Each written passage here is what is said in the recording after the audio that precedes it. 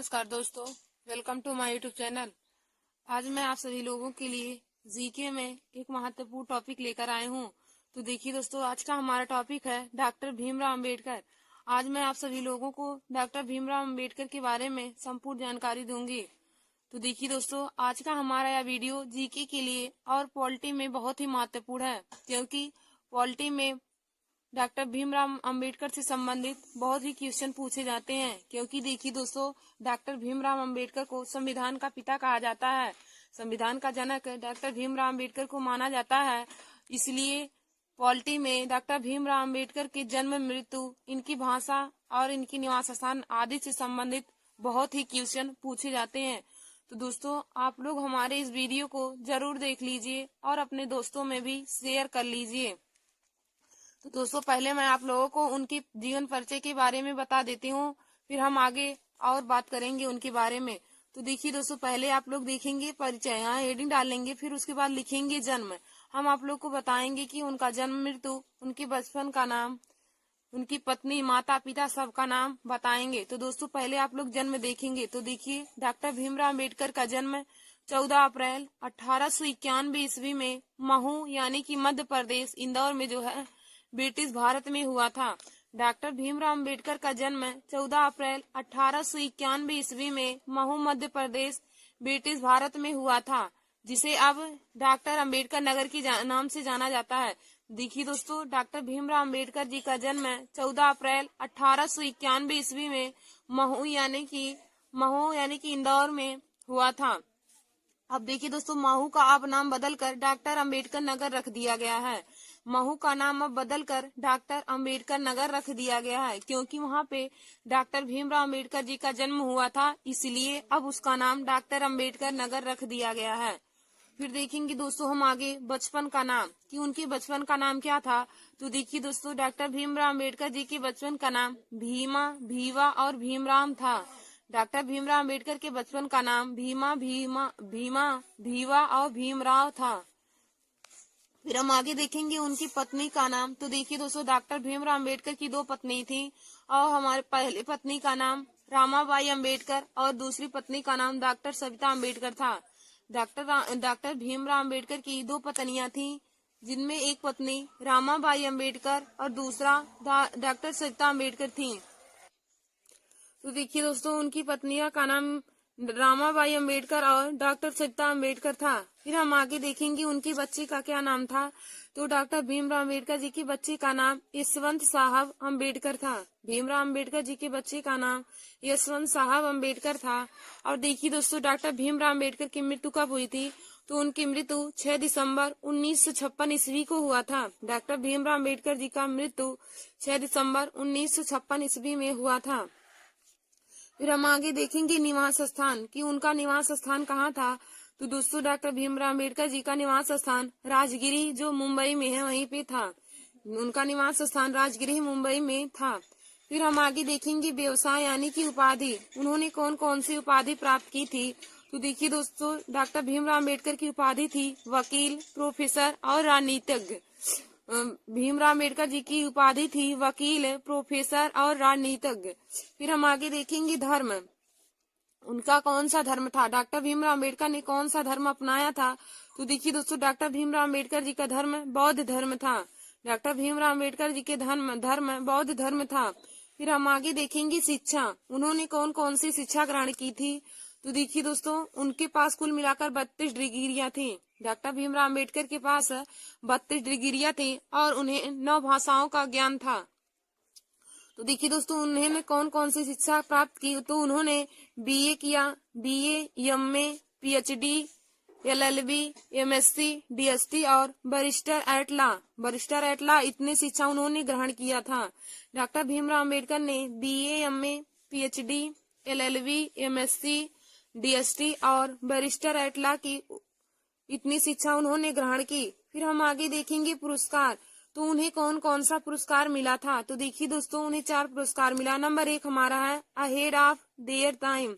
Ahead of their time, यह पुरस्कार doctor Bhimrao Ambedkar को 2004 ईस्वी में मिला था।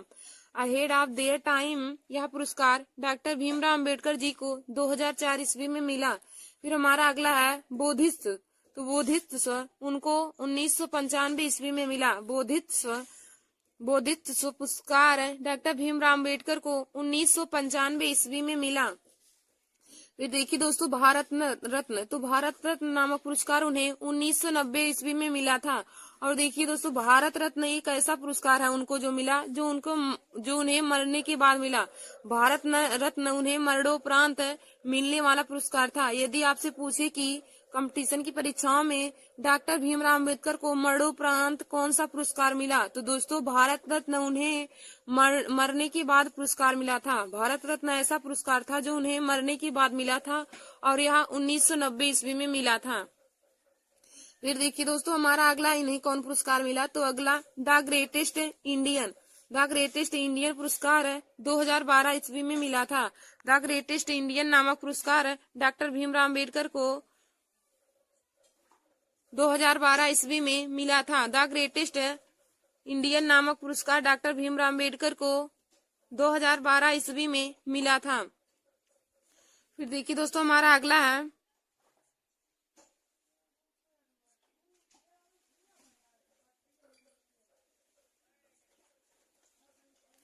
फिर हम आगे देखेंगे माता पिताजी का नाम, उनके माता और पिता का नाम। तो देखिए दोस्तों डॉक्टर भीमराव अम्बेडकर की माता का नाम भीमाबाई अम्बेडकर और उनके पिता का नाम रामजी राव अम्बेडकर था। डॉक्टर भीमराव अम्बेडकर जी की माता का नाम भीमाबाई अम्बेडकर और उनकी पिता का नाम रामजी राव अम्बेडकर था। फिर हम देखेंगे जाति, उनकी कौन सी जाति थी, तो देखिए दोस्तों उनकी जाति चमार यानी कि दलित जाति की थे। वे चमार यानी दलित जाति के थे। तो भी दोस्तों उनकी दलित जाति होने के कारण उनकी पढ़ाई में लोग उनसे बहुत भेदभाव करते थे।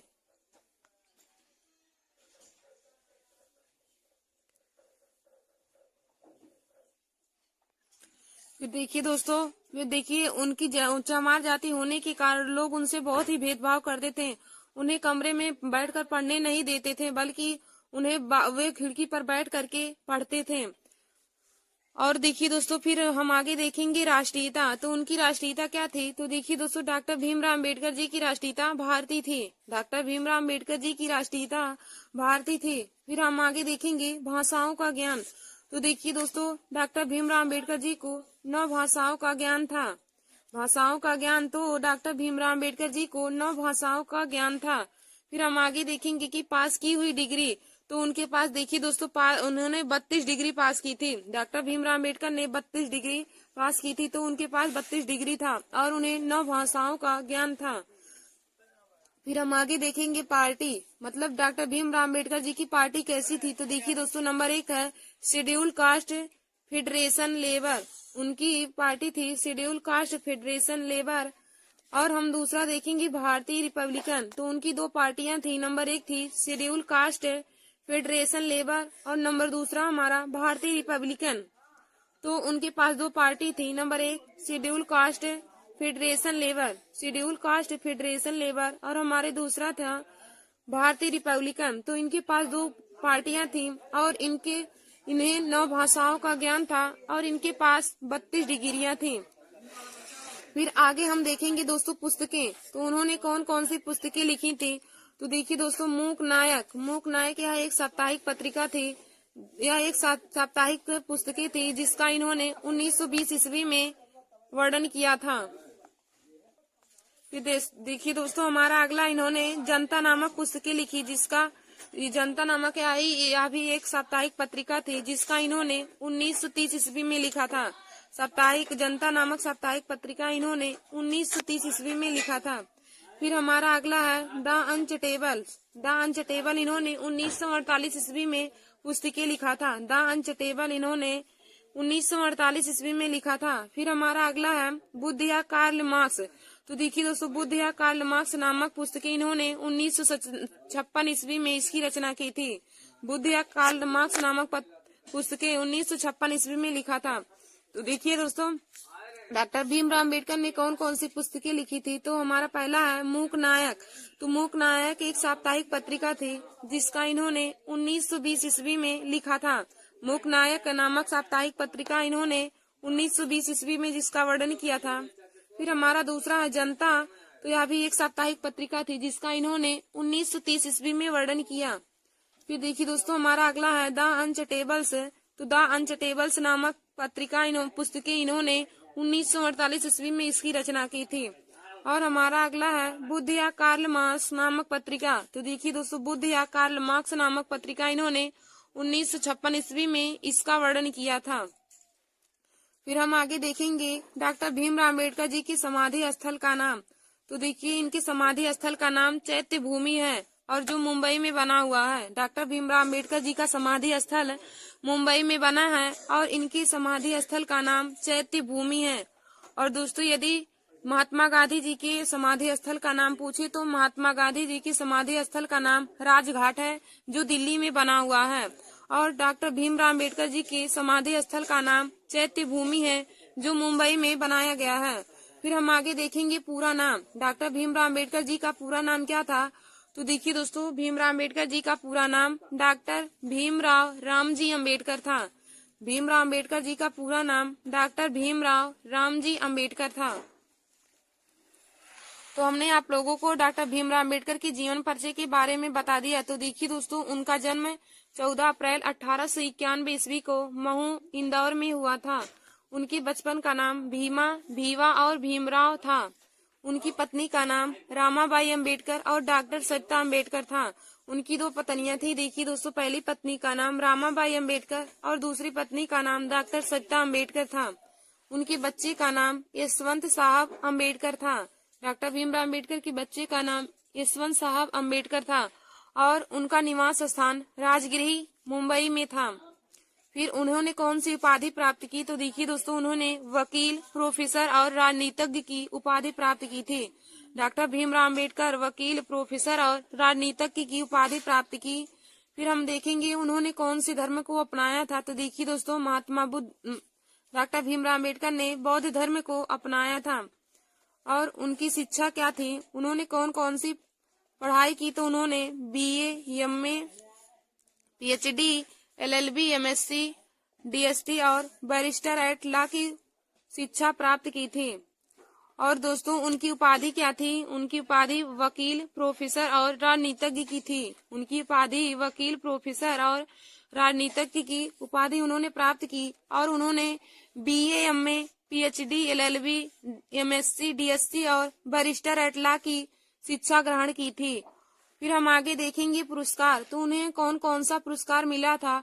तो देखिए दोस्तों उन्हें अहेड ऑफ देयर टाइम नामक पुरस्कार 2004 ईस्वी में मिला था। डॉक्टर भीमराव अम्बेडकर जी को अहेड ऑफ देयर टाइम नामक पुरस्कार सन 2004 ईस्वी में मिला था। फिर हम आगे देखेंगे बोधिसत्व। तो बोधिसत्व नामक पुरस्कार उन्हें 1995 ईस्वी में मिला था। बोधिसत्व नामक पुरस्कार डॉक्टर भीमराव अम्बेडकर जी को 1995 ईस्वी में मिला। फिर हम आगे देखेंगे भारत रत्न। तो देखिए दोस्तों भारत रत्न नामक पुरस्कार उन्हें 1990 ईस्वी में मिला था। यदि पूछे कि मरणोपरांत डॉक्टर भीमराव अम्बेडकर जी को कौन सा पुरस्कार मिला। तो दोस्तों मरणोपरांत डॉक्टर भीमराव अम्बेडकर जी को भारत रत्न नामक पुरस्कार मिला था जो 1990 ईस्वी में मिला। मरणोपरांत नामक पुरस्कार डॉक्टर भीमराव अम्बेडकर जी को 1990 ईस्वी में मिला था। फिर हमारा अगला है द ग्रेटेस्ट इंडियन नामक पुरस्कार डॉक्टर भीमराव अम्बेडकर जी को 2012 ईस्वी में मिला था। द ग्रेटेस्ट इंडियन नामक पुरस्कार डॉक्टर भीमराव अम्बेडकर जी को 2012 ईस्वी में मिला था। फिर देखिए दोस्तों हमारा अगला क्या होगा, उनकी माता तथा पिताजी का नाम। उनके माता तथा पिता का नाम। तो देखिए दोस्तों डॉक्टर भीमराव अम्बेडकर की माता का नाम श्रीमती भीमाबाई अम्बेडकर था। उनकी माता का नाम भीमाबाई अम्बेडकर और उनके पिताजी का नाम रामजी राव अम्बेडकर था। डॉक्टर भीमराव अम्बेडकर जी के माता का नाम भीमाबाई अम्बेडकर तथा उनके पिता का नाम रामजी राव अम्बेडकर था। फिर हम आगे देखेंगे जाति। उनकी जाति कौन सी थी। तो देखिए दोस्तों डॉक्टर भीमराव अम्बेडकर चमार जाति यानी दलित जाति की थे और उनके इन्हें दलित जाति होने के कारण लोग उनसे बहुत ही भेदभाव और छुआछूत करते थे। दोस्तों भीमराव अम्बेडकर जी को रूम में बैठकर पढ़ने नहीं देते थे बल्कि वे जंगले के पास या खिड़की के पास बैठकर पढ़ते थे। भारतीय लोग उनके साथ, अंग्रेज लोग बहुत ही उनके साथ छुआछूत किए हैं और उन्होंने छुआछूत के भेदभाव को ही खत्म कर दिया था। फिर देखिए दोस्तों फिर हम आगे देखेंगे उनकी राष्ट्रीयता कैसी थी। तो डॉक्टर भीमराव अम्बेडकर जी की राष्ट्रीयता भारतीय थी। डॉक्टर भीमराव अम्बेडकर जी की राष्ट्रीयता भारतीय थी। फिर हम आगे देखेंगे भाषाओं का ज्ञान, तो उन्हें कितनी भाषाओं का ज्ञान था। तो देखिए दोस्तों, डॉक्टर भीमराव अम्बेडकर जी को 9 भाषाओं का ज्ञान था।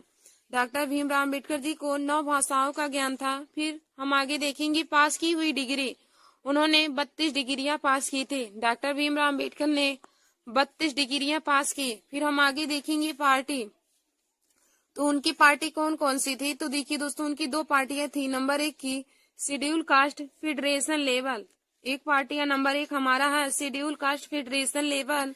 फिर उनकी दूसरी पार्टी क्या थी, भारतीय रिपब्लिकन, उनकी दूसरी पार्टी भारतीय रिपब्लिकन थी।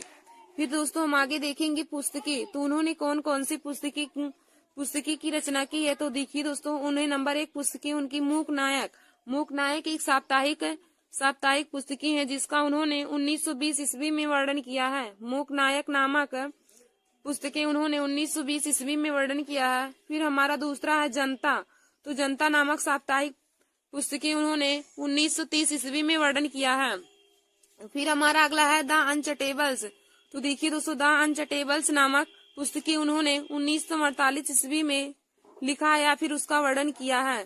फिर हम आगे देखेंगे बुद्ध या कार्ल मार्क्स, तो देखिए दोस्तों, बुद्ध या कार्ल मार्क्स नामक पुस्तकें उन्होंने 1956 ईस्वी में वर्णन किया है। फिर देखिए दोस्तों, हम आगे देखेंगे समाधि स्थल का नाम, तो डॉक्टर भीमराव अम्बेडकर जी की समाधि स्थल का नाम चैत्य भूमि है। डॉक्टर भीमराव अम्बेडकर जी की समाधि स्थल का नाम चैत्य भूमि है, जो मुंबई में है। यदि भीमराव अम्बेडकर जी की समाधि स्थल का नाम पूछे, तो देखिए दोस्तों, उनकी समाधि स्थल का नाम चैत्य भूमि है, जो मुंबई में बना हुआ है। और यदि महात्मा गांधी जी की समाधि स्थल का नाम पूछे, तो उनकी समाधि स्थल का नाम राजघाट है, जो नई दिल्ली में बना हुआ है। फिर देखिए दोस्तों, हमारा आगे है उनका पूरा नाम, तो डॉक्टर भीमराव अम्बेडकर जी का पूरा नाम डॉक्टर भीमराव रामजी अम्बेडकर है। डॉक्टर भीमराव अम्बेडकर जी का पूरा नाम डॉक्टर भीमराव रामजी अम्बेडकर है। तो दोस्तों, मैंने आप सभी लोगों को डॉक्टर भीमराव अम्बेडकर जी का जीवन परिचय के बारे में बता दिया है। अब हम उनके बारे में आगे आप लोग को बताएंगे। देखिए दोस्तों, उनके साहित्यिक जीवन के बारे में हम आप लोगों को आगे बताएंगे। तो आप लोग हेडिंग डाल लीजिए, डॉक्टर भीमराव अम्बेडकर जी का साहित्यिक जीवन। अब हम आप लोगों को डॉक्टर भीमराव अम्बेडकर के बारे में पूरा बताएंगे।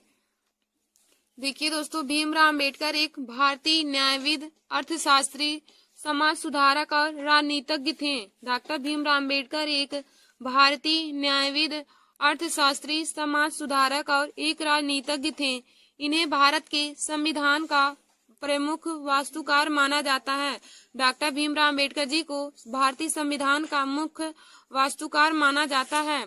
यह विदेश में अर्थशास्त्र में डॉक्टरेट की पढ़ाई करने वाले भारत के पहले भारतीय थे, पढ़ाई करने वाले प्रथम भारतीय थे। देखिए दोस्तों, यदि पूछे कि विदेश में अर्थशास्त्र में डॉक्टरेट की पढ़ाई करने वाले प्रथम भारतीय कौन थे, तो आप लोग बताएंगे भीमराव अम्बेडकर जी। भीमराव अम्बेडकर पहले व्यक्ति थे जो विदेश में अर्थशास्त्र में डॉक्टरेट की पढ़ाई करने वाले प्रथम भारतीय थे। फिर हम आगे देखेंगे, इनका जन्म महू इंदौर में हुआ था। इनका जन्म महू इंदौर में हुआ था 14 अप्रैल 1891 ईस्वी को। 14 अप्रैल 1891 ईस्वी को इनका जन्म महू इंदौर में हुआ था। इन्होंने 1947 से 1951 तक भारत सरकार के पहले कानून मंत्री के रूप में कार्य किया है। देखिए दोस्तों, डॉक्टर भीमराव अम्बेडकर 1947 से 1951 तक भारत सरकार के पहले कानून मंत्री के रूप में कार्य किया है तथा इन्होंने दलित बौद्ध आंदोलन को प्रेरित किया व अछूतों के प्रति सामाजिक भेदभाव के खिलाफ अभियान चलाया है। इन्होंने दलित बौद्ध आंदोलन को प्रेरित किया व अछूतों के प्रति सामाजिक भेदभाव के खिलाफ अभियान चलाया है। फिर देखिए दोस्तों, हमारा अगला क्या आगे हम देखेंगे कि इन्होंने 1935 में गवर्नमेंट लॉ कॉलेज मुंबई में प्रिंसिपल के तौर पर 2 साल तक कार्य किया है। देखिए दोस्तों, डॉक्टर भीमराव अम्बेडकर 1935 ईस्वी में गवर्नमेंट लॉ कॉलेज नामक कॉलेज में मुंबई में प्रिंसिपल के तौर पर 2 साल तक काम किया है। फिर 1936 ईस्वी में स्वतंत्र लेबर पार्टी की स्थापना की। 1936 में स्वतंत्र लेबर पार्टी की स्थापना की। फिर देखिए दोस्तों 29 अगस्त 1947 ईस्वी को इन्हें संविधान की मसौदा यानी कि प्रारूप समिति का अध्यक्ष चुना गया। 29 अगस्त 1947 ईस्वी को डॉक्टर भीमराव अम्बेडकर जी को मसौदा यानी कि जिसे हम प्रारूप समिति भी कहते हैं। यदि पूछे कि मसौदा समिति को और किस नाम से जाना जाता है तो देखिए दोस्तों मसौदा समिति का अन्य नाम प्रारूप समिति है। या प्रारूप समिति को पूछे कि प्रारूप समिति को और किस समिति के नाम से जानते हैं तो प्रारूप समिति को मसौदा समिति के नाम से जानते हैं। तो आप लोग इसे जरूर नोट कर लीजिए। तो देखिए दोस्तों 29 अगस्त 1947 ईस्वी को इन्हें संविधान की मसौदा यानी कि प्रारूप समिति का अध्यक्ष चुना गया। यदि पूछे कि डॉक्टर भीमराव अम्बेडकर जी को मसौदा समिति का अध्यक्ष कब चुना गया तो आप लोग बताएंगे 29 अगस्त 1947 ईस्वी को। 29 अगस्त 1947 ईस्वी को डॉक्टर भीमराव अम्बेडकर जी को मसौदा समिति का अध्यक्ष चुना गया था। फिर देखिए दोस्तों हम आगे देखेंगे 1990 ईस्वी में इन्हें मरणोपरांत भारत रत्न से सम्मानित किया गया। 1990 ईस्वी में डॉक्टर भीमराव अम्बेडकर जी को मरणोपरांत भारत रत्न से सम्मानित किया गया। फिर लोकप्रिय रूप से इन्हें आधुनिक मनु के रूप में जाना जाता है। फिर हमारा आगे है इन्होंने लंदन में आयोजित तीनों गोलमेज सम्मेलन में भाग लिया है। डॉक्टर भीमराव अम्बेडकर लंदन में आयोजित तीनों गोलमेज सम्मेलन में भाग लिया है। यदि पूछे कि दोस्तों तीनों गोलमेज सम्मेलन में भाग लेने वाले कौन व्यक्ति थे तो दोस्तों तीनों गोलमेज सम्मेलन में भाग लेने वाले व्यक्ति डॉक्टर भीमराव अम्बेडकर जी थे। और यदि पूछे कि महात्मा गांधी ने कौन से गोलमेज सम्मेलन में भाग लिया तो दोस्तों महात्मा गांधी ने द्वितीय गोलमेज सम्मेलन में भाग लिया था। और यदि पूछे कि महात्मा गांधी द्वितीय गोलमेज सम्मेलन में भाग लेने के लिए कहाँ गए थे तो वे द्वितीय गोलमेज सम्मेलन में भाग लेने के लिए लंदन में गए थे। और दोस्तों यदि पूछे कि तीनों गोलमेज सम्मेलन में किस व्यक्ति ने भाग लिया था तो आप लोग बताएंगे डॉक्टर भीमराव अम्बेडकर एक ऐसे व्यक्ति थे जिन्होंने तीनों गोलमेज सम्मेलन में भाग लिया था। फिर हम आगे देखेंगे कि मुंबई में चैत्य भूमि इनके दाह संस्कार स्थल है। इनके दाह संस्कार का स्थल चैत्य भूमि है जो मुंबई में बना हुआ है। फिर हम आगे देखेंगे इन्होंने भारतीय रिजर्व बैंक के गठन में अहम भूमिका निभाई है। डॉक्टर भीमराव अम्बेडकर जी ने भारतीय रिजर्व बैंक के गठन में बहुत ही महत्वपूर्ण भूमिका निभाई है। ये दोस्तों आप लोग नोट करके लिख लीजिए। यहाँ पे जो हम डॉक्टर भीमराव अम्बेडकर के बारे में कुछ महत्वपूर्ण बातें बताएंगे तो आप लोग नोट करके लिख लीजिए। नंबर 1, महू का नाम अब बदलकर डॉक्टर अम्बेडकर नगर रख दिया गया है।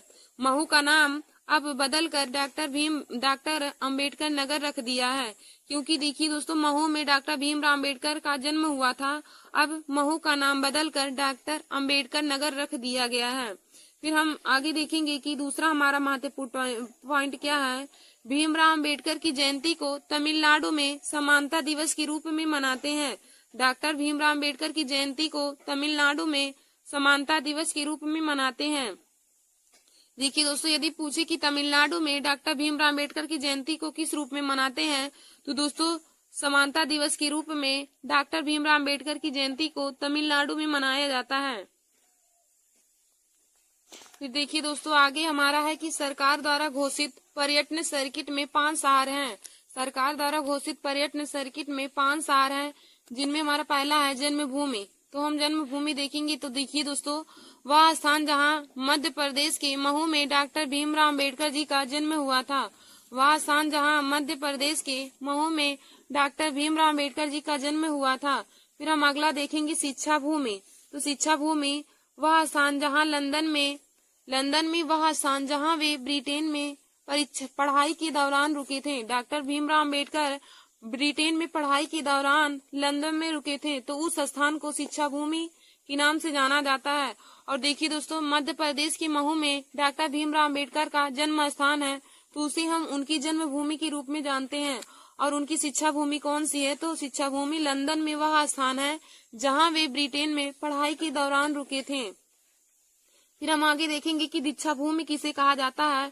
तो देखिए दोस्तों दीक्षा भूमि उसे कहा जाता है नागपुर में वह स्थान जहां उन्होंने बौद्ध धर्म को अपनाया था। बौद्ध धर्म को जहां पर उन्होंने नागपुर में अपनाया था तो उस स्थान को दीक्षा भूमि के नाम से जाना जाता है। फिर देखिए दोस्तों, महापरिनिर्वाण भूमि। तो महापरिनिर्वाण भूमि किसे कहा जाता है? तो दिल्ली में उनका निधन हुआ था, दिल्ली में उनका निधन स्थान है, तो उस स्थान को हम महापरिनिर्वाण भूमि कहते हैं। फिर दोस्तों हम आगे देखेंगे चैत्य भूमि। चैत्य भूमि किसको कहते हैं? तो वह स्थान जहाँ उनका दाह संस्कार हुआ था। तो दोस्तों उनका दाह संस्कार मुंबई में हुआ था, तो उस स्थान को हम उनकी चैत्य भूमि के नाम से जानते हैं। धन्यवाद दोस्तों। ऐसे हमारे वीडियो को देखने के लिए आप सभी लोग हमारे YouTube channel Nancy success classes को सब्सक्राइब कर लीजिए और अपने दोस्तों में शेयर करना ना भूलिए। तो देखिए दोस्तों, आज मैंने आप सभी लोगों को डॉक्टर भीमराव अम्बेडकर के बारे में संपूर्ण जानकारी दे दी है। तो दोस्तों आप लोग इसे अपने कॉपी में जरूर नोट कर लीजिए, क्योंकि डॉक्टर भीमराव अम्बेडकर के जन्म जीवन परिचय के बारे में जानना बहुत ही महत्वपूर्ण है। आप लोग इसे अपनी कॉपी में नोट कर लीजिएगा, क्योंकि डॉक्टर भीमराव अम्बेडकर के जीवन परिचय के बारे में बहुत ही महत्वपूर्ण क्वेश्चन हर कंपटीशन की परीक्षाओं में पूछा जाता है और इनसे संबंधित पॉलिटी में भी बहुत ही महत्वपूर्ण क्वेश्चन पूछे जाते हैं। धन्यवाद दोस्तों। नमस्कार दोस्तों, welcome to my YouTube channel Nancy success classes. आज मैं आप सभी लोगों को जीके में महत्वपूर्ण ट्रिक बताऊंगी। तो देखिए दोस्तों, जीके हर कंपटीशन की परीक्षाओं में पूछे जाते हैं, तो आप लोग हमारे इस वीडियो को जरूर देख लीजिए। तो यहाँ पे हमारा पहला टॉपिक है पाकिस्तान से सटे राज्य। हम पाकिस्तान से सटे राज्य को ट्रिक की सहायता से बताएंगे। तो देखिए दोस्तों, पाकिस्तान से सटे राज्य का ट्रिक है पाकिस्तान में पागलों का राज। पाकिस्तान में पागलों का राज। अब देखिए दोस्तों, पाकिस्तान में पागलों के राज्य में पाकिस्तान से हो जाएगा पाकिस्तान देश, फिर हमारा गा से हो जाएगा गुजरात, फिर पागलों में पा से हो जाएगा पाकिस्तान, गा से हो जाएगा गुजरात, और ला से हो जाएगा लद्दाख, और राज्य में रा से हो जाएगा राजस्थान, और जा से हो जाएगा जम्मू कश्मीर। देखिए दोस्तों, पाकिस्तान से सटे राज्य का ट्रिक है कि पाकिस्तान में पागलों का राज, पाकिस्तान में पागलों का राज। अब देखिए दोस्तों, पाकिस्तान से कुछ नहीं होगा, यहाँ पे पागलों में से हो जाएगा, पागलों में, पागलों से हो जाएगा, पागलों में पा से हो जाएगा पाकिस्तान, गा से हो जाएगा गुजरात, ला से हो जाएगा लद्दाख, और राज्य में रा से हो जाएगा राजस्थान, और जा से हो जाएगा जम्मू कश्मीर। तो देखिए दोस्तों, पाकिस्तान से सटे कौन कौन से राज्य हैं? पाकिस्तान है, गुजरात है, लद्दाख है, राजस्थान और जम्मू कश्मीर। पाकिस्तान से सटे राज्य का ट्रिक है कि पाकिस्तान में पागलों का राज, और उसमें हमारे देश है कि राज्य हैं पाकिस्तान, गुजरात, लद्दाख, राजस्थान और जम्मू कश्मीर। देखिए दोस्तों, जब भी आप सबसे पूछा जाए क्वेश्चन में कि पाकिस्तान से सटे राज्य कौन कौन से हैं, तो आप लोग इन्हें ट्रिक की सहायता से जान लेंगे तो याद रहेगा। तो आप लोग इन्हें ट्रिक की सहायता से याद कर लीजिए कि इसका ट्रिक होता है पाकिस्तान में पागलों का राज। तो पाकिस्तान में पागलों के राज। अब देखिए दोस्तों, इसमें हमारा पागलों से हो जाएगा पा से पाकिस्तान, गा से हो जाएगा गुजरात, ला से लद्दाख हो जाएगा, और राज्य में रा से हो जाएगा राजस्थान, और जा से हो जाएगा जम्मू कश्मीर। तो पाकिस्तान से सटे राज्य हैं पाकिस्तान, गुजरात, लद्दाख, राजस्थान और जम्मू कश्मीर। आगे देखिए दोस्तों, हमारा दूसरा टॉपिक है कि मुगल वंश पर शासन करने वाले सम्राट। मुगल वंश पर शासन करने वाले सम्राट को हम ट्रिक की सहायता से बताएंगे कि मुगल वंश पर शासन करने वाले कौन कौन से सम्राट थे। तो देखिए दोस्तों, इसका ट्रिक हो जाएगा कि भाई जी सब्जी, भाई जी सब्जी। मुगल वंश पर शासन करने वाले सम्राट का ट्रिक है भाई जी सब्जी। अब देखिए दोस्तों, भाई में हो जाएगा बी से बाबर, यच से हुमायूं हो जाएगा, और ए से अकबर हो जाएगा, और जीआई से हो जाएगा जहांगीर, जी से हो जाएगा जहांगीर, और फिर सब में यस से हो जाएगा शाहजहां, और ए से हो जाएगा औरंगजेब। देखिए दोस्तों, सब में यस से हो जाएगा शाहजहां, ए से हो जाएगा औरंगजेब, और बी से हो जाएगा बहादुर शाह, बी से हो जाएगा बहादुर शाह, और जेआई से हो जाएगा जहांदार शाह, जेआई से हो जाएगा जहांदार शाह। देखिए दोस्तों, हमने आप लोगों को मुगल वंश पर शासन करने वाले सम्राट का ट्रिक बताया। मुगल वंश पर शासन करने वाले सम्राट। तो देखिए दोस्तों, मुगल वंश पर कौन कौन से सम्राट ने शासन किया था, तो उसको हम ट्रिक की सहायता से बताएंगे। तो दोस्तों, हमारा ट्रिक है कि मुगल वंश पर शासन करने वाले सम्राट का ट्रिक है भाई जी सब्जी, भाई जी सब्जी। अब देखिए दोस्तों, भाई में बी से हो जाएगा बाबर, एच से हो जाएगा हुमायूं, ए से हो जाएगा अकबर, और जी से हो जाएगा जे आई यानी कि जी से हो जाएगा जहांगीर। और देखिए दोस्तों, सब में यस से हो जाएगा शाहजहां, ए से हो जाएगा औरंगजेब, और बी से हो जाएगा हमारा बहादुर शाह, बी से हो जाएगा बहादुर शाह, और जे आई से हो जाएगा जहांदार शाह, जे आई से हो जाएगा जहांदार शाह। तो देखिए दोस्तों, हमने आप लोगों को मुगल वंश पर शासन करने वाले सम्राट का ट्रिक बताया, और इसका ट्रिक है कि भाई जी सब्जी, और इसमें हमारे शासक हैं कि बाबर, हुमायूं, अकबर, जहांगीर, शाहजहां, औरंगजेब, बहादुर शाह और जहांदार शाह। बहादुर शाह और जहांदार शाह या हमारे सब लोग मुगल वंश पर शासन करने वाले सम्राट हैं। फिर देखिए दोस्तों, हमारा अगला टॉपिक है कि हवा से हल्की गैस। हम हवा से हल्की गैस को ट्रिक की सहायता से जानेंगे। तो देखिए दोस्तों, हवा से हल्की गैस का ट्रिक है कि आज गर्मी नहीं है। हवा से हल्की गैस का ट्रिक है आज गर्मी नहीं है। अब देखिए दोस्तों, आज में आ से हो जाएगा अमोनिया गैस, आ से हो जाएगा अमोनिया गैस, फिर जा से हो जाएगा जलवायु। अब देखिए दोस्तों, गर्मी में गर से है गर्म वायु, और मी से है मीथेन गैस, मी से है मीथेन गैस। अब नहीं में ना से है नियान, और ही से हो जाएगा हीलियम गैस, और है में हा से हो जाएगा हाइड्रोजन गैस। देखिए दोस्तों, हवा से हल्की गैस, हवा से हल्की गैस, तो इसका ट्रिक हो जाएगा आज गर्मी नहीं है। हवा से हल्की गैस, इसका ट्रिक है आज गर्मी नहीं है। अब देखिए दोस्तों, इसमें आ से हो जाएगा अमोनिया गैस, और जा से हो जाएगा जलवायु, और गरम में गा से गर से हो जाएगा गरम वायु, और मी थे हो जाएगा मी से मीथेन, मीथेन या हम मीथेन गैस कह सकते हैं। अब नहीं में ना से हो जाएगा नियान गैस, और ही से हो जाएगा हीलियम गैस, और हा से हो जाएगा हाइड्रोजन गैस।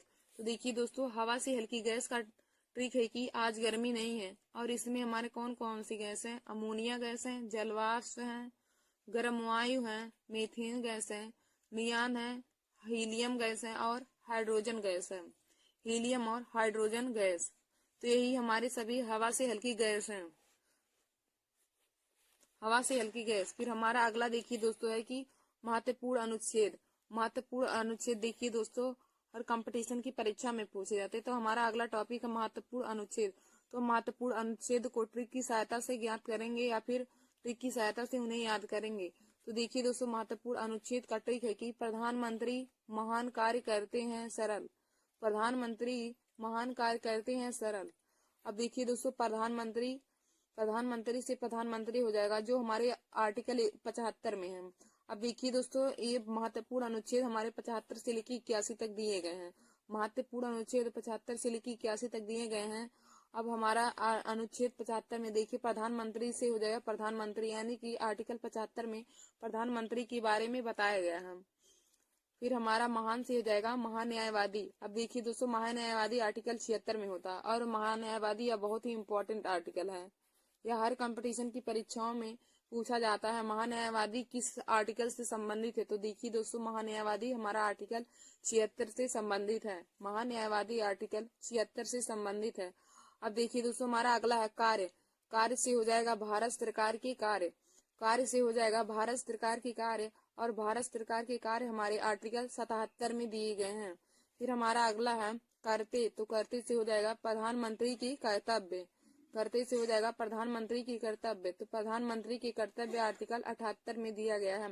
यदि पूछे कि प्रधानमंत्री की कर्तव्य के बारे में किस आर्टिकल में वर्णन किया गया है, तो देखिए दोस्तों, प्रधानमंत्री की कर्तव्य के बारे में आर्टिकल 78 में वर्णन किया गया है। फिर हमारा अगला है सरल में सा से हो जाएगा संसद, सरल में सा से हो जाएगा संसद, और संसद का वर्णन आर्टिकल 79 में दिया गया है। अब रा से हो जाएगा राज्यसभा, और राज्यसभा का वर्णन आर्टिकल 80 में दिया गया है, राज्यसभा का वर्णन आर्टिकल 80 में दिया गया है।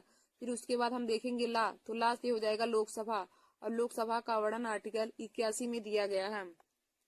देखिए दोस्तों, महत्वपूर्ण अनुच्छेद में हमने आप लोगों को बताया कि महत्वपूर्ण अनुच्छेद, हमने यहाँ पे महत्वपूर्ण अनुच्छेद का ट्रिक लिया, और 75 से लेकर जिसमें हमारे आर्टिकल 75 से लेकर आर्टिकल 81 तक सभी आ जाएंगे, आर्टिकल 75 से लेकर आर्टिकल 81 तक आ जाएंगे। और महत्वपूर्ण अनुच्छेद, तो इसका ट्रिक है प्रधानमंत्री महान कार्य करते हैं सरल, प्रधानमंत्री महान कार्य करते हैं सरल। अब देखिए दोस्तों, प्रधानमंत्री से हो जाएगा प्रधानमंत्री, और प्रधानमंत्री के बारे में वर्णन हमारा आर्टिकल 75 में दिया गया है। यदि क्वेश्चन में पूछे कि प्रधानमंत्री के बारे में वर्णन हमारा किस आर्टिकल में दिया गया है, तो देखिए दोस्तों, प्रधानमंत्री के बारे में वर्णन आर्टिकल 75 में दिया गया है। फिर हमारा अगला है महान, तो महान से हो जाएगा महान्यायवादी, महान से हो जाएगा महान्यायवादी, और महान्यायवादी के बारे में आर्टिकल 76 में वर्णन किया गया है। और देखिए दोस्तों, यह महान्यायवादी हमारा बहुत ही इम्पोर्टेंट आर्टिकल है, क्योंकि यह हर कंपटीशन की परीक्षा में हर बार ही पूछा जाता है कि महान्यायवादी का वर्णन किस आर्टिकल में किया गया है। तो देखिए दोस्तों, महान्यायवादी का वर्णन आर्टिकल 76 में किया गया है। फिर हमारा अगला है कार्य, तो कार्य से हो जाएगा भारत सरकार की कार्य, कार्य से हो जाएगा भारत सरकार की कार्य, तो भारत सरकार की कार्य आर्टिकल 77 में दिया गया है। फिर हमारा अगला है करते, तो करते से हो जाएगा प्रधानमंत्री के कर्तव्य, करते से हो जाएगा प्रधानमंत्री की कर्तव्य, और प्रधानमंत्री की कर्तव्य आर्टिकल 78 में दिया गया है। प्रधानमंत्री की कर्तव्य के बारे में आर्टिकल 78 में दिया गया है। फिर हमारा हो जाएगा सरल में सा से हो जाएगा संसद, तो देखिए दोस्तों, संसद के बारे में आर्टिकल 79 में वर्णन किया गया है। फिर हमारा राज से हो जाएगा राज्यसभा, और राज्यसभा का वर्णन आर्टिकल 80 में किया गया है, राज्यसभा का वर्णन आर्टिकल 80 में किया गया है। फिर हमारा अगला है ला, तो ला से हो जाएगा लोकसभा, और लोकसभा का वर्णन आर्टिकल 81 में किया गया है। तो दोस्तों, आशा करती हूँ कि आप लोगों को महत्वपूर्ण अनुच्छेद समझ में आया होगा, और महत्वपूर्ण अनुच्छेद में हमने आप सभी लोगों को आर्टिकल 75 से लेकर आर्टिकल 81 तक के सभी बातों को बता दिया है कि किस आर्टिकल में किनका वर्णन किया गया है। तो देखिए दोस्तों, हमने महत्वपूर्ण अनुच्छेद में आप लोग को बताया, और इसका ट्रिक है कि प्रधानमंत्री महान कार्य करते हैं सरल, प्रधानमंत्री महान कार्य करते हैं सरल। तो इसमें मैंने आप लोगों को आर्टिकल 75 से लेकर आर्टिकल 81 तक के सभी अनुच्छेद को बता दिया। आगे देखिए दोस्तों, हमारा अगला टॉपिक है कि विश्व के प्रमुख छोटे देश, विश्व के प्रमुख छोटे देश को हम ट्रिक की सहायता से देखेंगे, जानेंगे कि विश्व के प्रमुख देश छोटे देश के ट्रिक क्या है। तो देखिए दोस्तों, विश्व के प्रमुख छोटे देश का ट्रिक है बेवफा सनम, इसका ट्रिक है बेवफा सनम। अब देखिए दोस्तों, बेवफा में बे से हो जाएगा वेटिकन सिटी, तो विश्व में सबसे छोटा देश हमारा वेटिकन सिटी है, तो बेवफा में बे से हो जाएगा वेटिकन सिटी। और फिर फा से हो जाएगा फालैंड, फा से हो जाएगा फालैंड। अब सनम में देखिए सा से हो जाएगा सेनेपोरो, सनम में सा से हो जाएगा सेनेपोरो। फिर ना से हो जाएगा नारू, माँ से हो जाएगा मालदीव, माँ से हो जाएगा मालदीव। तो देखिए दोस्तों, विश्व के प्रमुख छोटे देश, विश्व के प्रमुख छोटे देश हैं, और इसका ट्रिक है कि बेवफा सनम, विश्व के प्रमुख छोटे देश का ट्रिक है बेवफा सनम। अब देखिए दोस्तों, बेवफा में बे से हो जाएगा वेटिकन सिटी, और फा से हो जाएगा फालैंड, फा से हो जाएगा फालैंड। और सनम में सा से हो जाएगा सेनेपोरो, सनम में सा से हो जाएगा सेनेपोरो, और ना से हो जाएगा नारू, और देखिए दोस्तों, माँ से हो जाएगा मालदीव। तो हमने आप लोगों को विश्व के प्रमुख छोटे देशों का ट्रिक बताया, और इसका ट्रिक है बेवफा सनम। और देखिए दोस्तों, विश्व के प्रमुख छोटे देश में हमारा है वेटिकन सिटी, फालैंड, सेनेपोरो, नारू और मालदीव। और देखिए, यदि आप लोगों से क्वेश्चन पूछे कि विश्व का सबसे छोटा देश कौन सा है, तो देखिए दोस्तों, विश्व का सबसे छोटा देश वेटिकन सिटी है, विश्व का सबसे छोटा देश वेटिकन सिटी है। फिर देखिए दोस्तों, हमारा अगला टॉपिक है, अगला टॉपिक इसमें दिया है कि भारतीय संविधान में समवर्ती सूची के विषय, कि भारतीय संविधान में समवर्ती सूची के कौन कौन से विषय हैं, उन सबको मैं आप लोगों को ट्रिक की सहायता से बताऊंगी। देखिए दोस्तों, भारतीय संविधान में समवर्ती सूची के कौन कौन से विषय हैं, तो मैं आप लोगों को ट्रिक की सहायता से बताऊंगी। तो भारतीय संविधान में समवर्ती सूची के विषय हैं, देखिए दोस्तों, उनका ट्रिक है शिव का 20 आम है, शिव का 20 आम है। समवर्ती सूची के विषय के ट्रिक है शिव का 20 आम है।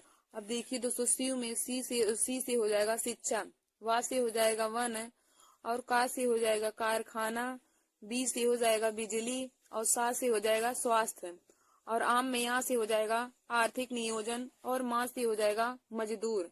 आम में आ से हो जाएगा आर्थिक नियोजन, और माँ से हो जाएगा मजदूर। देखिए दोस्तों, हमने आप लोगों को बताया कि भारतीय संविधान में समवर्ती सूची के कौन कौन से विषय हैं। हम जानेंगे कि भारतीय संविधान में समवर्ती सूची के कौन कौन से विषय हैं। तो हमने आप लोगों को ट्रिक बताया कि इसका ट्रिक हो जाएगा शिव का 20 आम है, शिव का 20 आम है। अब देखिए दोस्तों, सी में सी से हो जाएगा शिक्षा, वा से हो जाएगा वन, का से हो जाएगा कारखाना, बी से हो जाएगा बिजली, सा से हो जाएगा स्वास्थ्य, आ से हो जाएगा आर्थिक नियोजन, आ से हो जाएगा आर्थिक नियोजन और माँ से हो जाएगा मजदूर। तो हमने आप लोगों को बताया कि भारतीय संविधान में समवर्ती सूची के विषय। तो देखिए दोस्तों, समवर्ती सूची के कौन कौन से विषय हैं। नंबर 1 शिक्षा है, नंबर 2 वन है, नंबर 3 कारखाना, नंबर 4 बिजली, नंबर 5 स्वास्थ्य और नंबर 6 आर्थिक नियोजन और नंबर 7 मजदूर हो जाएगा। तो दोस्तों, आशा करती हूँ कि आज मैंने जितना भी ट्रिक आप लोगों को जीके में बताया आप लोगों को समझ में आया होगा। तो दोस्तों, आप इन सभी ट्रिक को अपने कॉपी में नोट कर लीजिए, क्योंकि इन्हीं से संबंधित ट्रिक या फिर क्वेश्चन आप लोगों को कंपटीशन की परीक्षाओं में पूछे जाते हैं। और यह सभी question SSC, RRB, NTPC, railway और सभी कंपटीशन की परीक्षाओं में पूछे जाते हैं। तो दोस्तों, आप लोग हमारे इस वीडियो को जरूर देख लीजिए और अपने दोस्तों में भी शेयर कर लीजिए। और जो विद्यार्थी कंपटीशन की परीक्षा की तैयारी कर रहे हैं उन लोगों के लिए यह वीडियो बहुत ही महत्वपूर्ण है। धन्यवाद दोस्तों। ऐसे ही हमारे वीडियो को देखने के लिए आप सभी लोग हमारे YouTube channel Nancy success classes को सब्सक्राइब कर लीजिए। धन्यवाद दोस्तों। जय हिंद, वंदे मातरम। दोस्तों, welcome to my YouTube channel. तो दोस्तों, आज मैं सामान्य ज्ञान यानी कि जनरल नॉलेज में मोस्ट इम्पोर्टेंट टॉपिक लेकर आई हूँ। तो देखिए दोस्तों, आज का हमारा टॉपिक है क्षेत्रफल की दृष्टि से विश्व का सबसे बड़ा देश।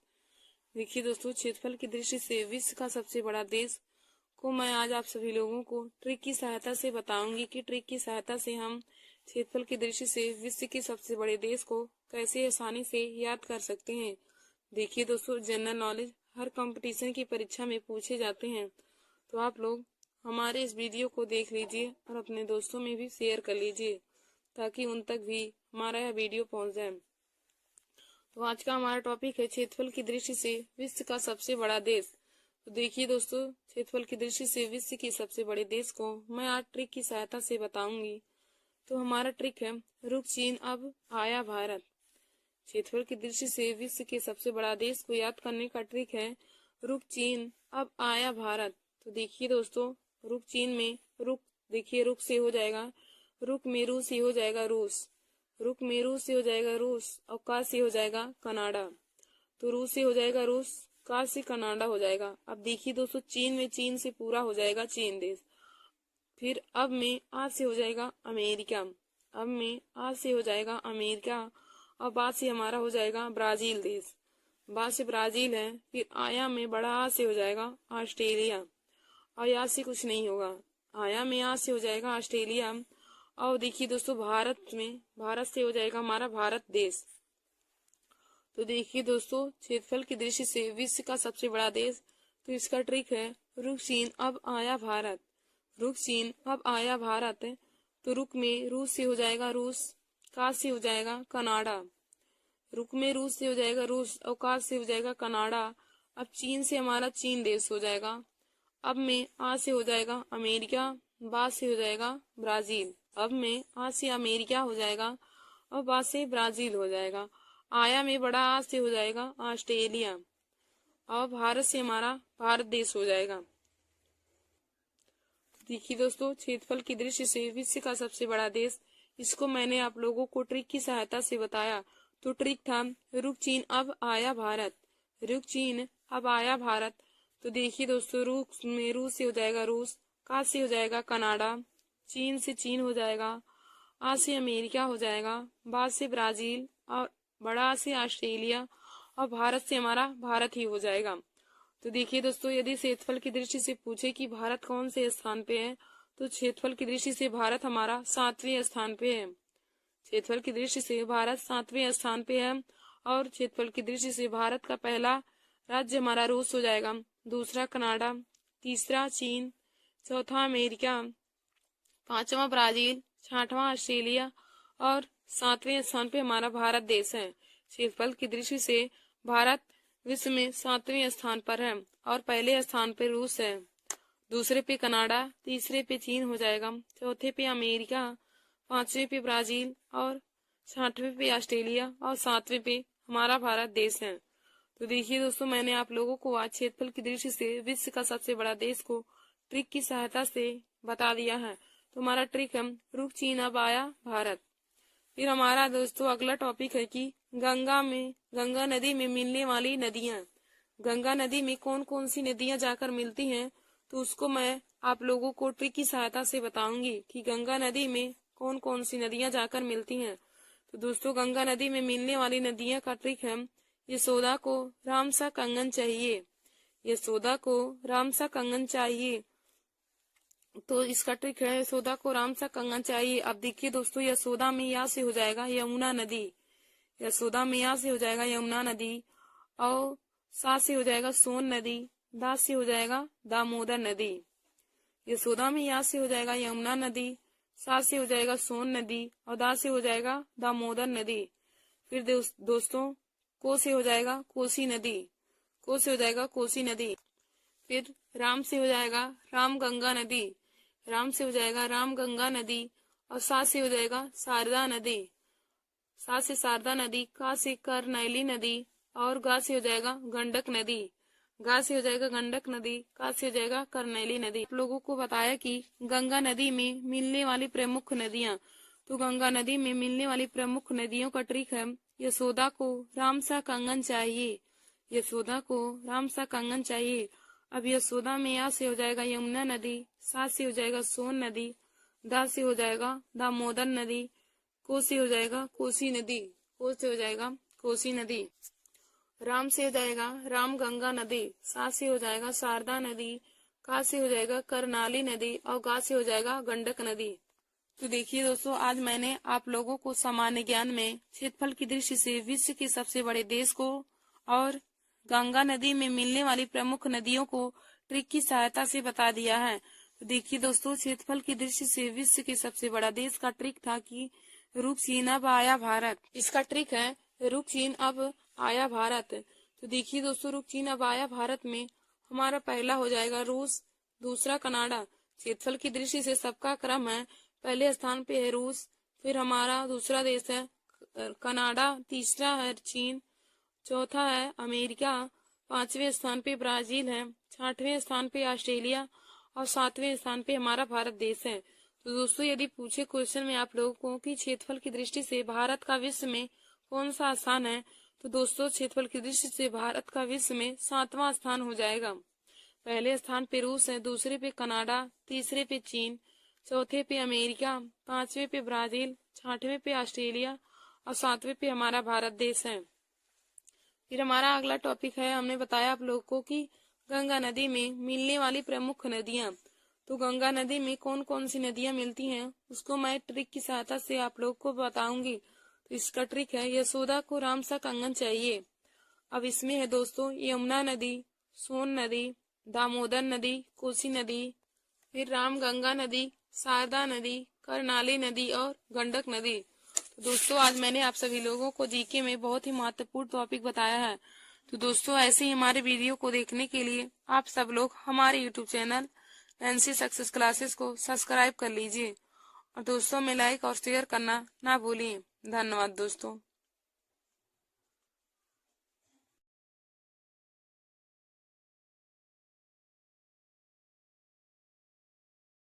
नमस्कार दोस्तों, welcome to my YouTube channel. आज मैंने आप सभी लोगों के लिए पॉलिटी में महत्वपूर्ण क्वेश्चन लाया है, जो देखिए दोस्तों हर कंपटीशन की परीक्षाओं के लिए बहुत ही महत्वपूर्ण है। जैसे एसएससी जीडी हुआ, सीजीएल है, यूपीपी, आरआरबी, एनटीपीसी और सभी कंपटीशन की परीक्षाओं के लिए पॉलिटी से संबंधित क्वेश्चन हर बार ही पूछे जाते हैं। तो दोस्तों, आप सभी लोग हमारे इस वीडियो को जरूर देख लीजिए और अपने दोस्तों में भी शेयर कर लीजिए। तो देखिए दोस्तों, हमारा पहला क्वेश्चन है कि भारतीय संविधान की उद्देशिका में किस संशोधन द्वारा समाजवाद, पंथ निरपेक्षता तथा अखंडता को जोड़ा गया था।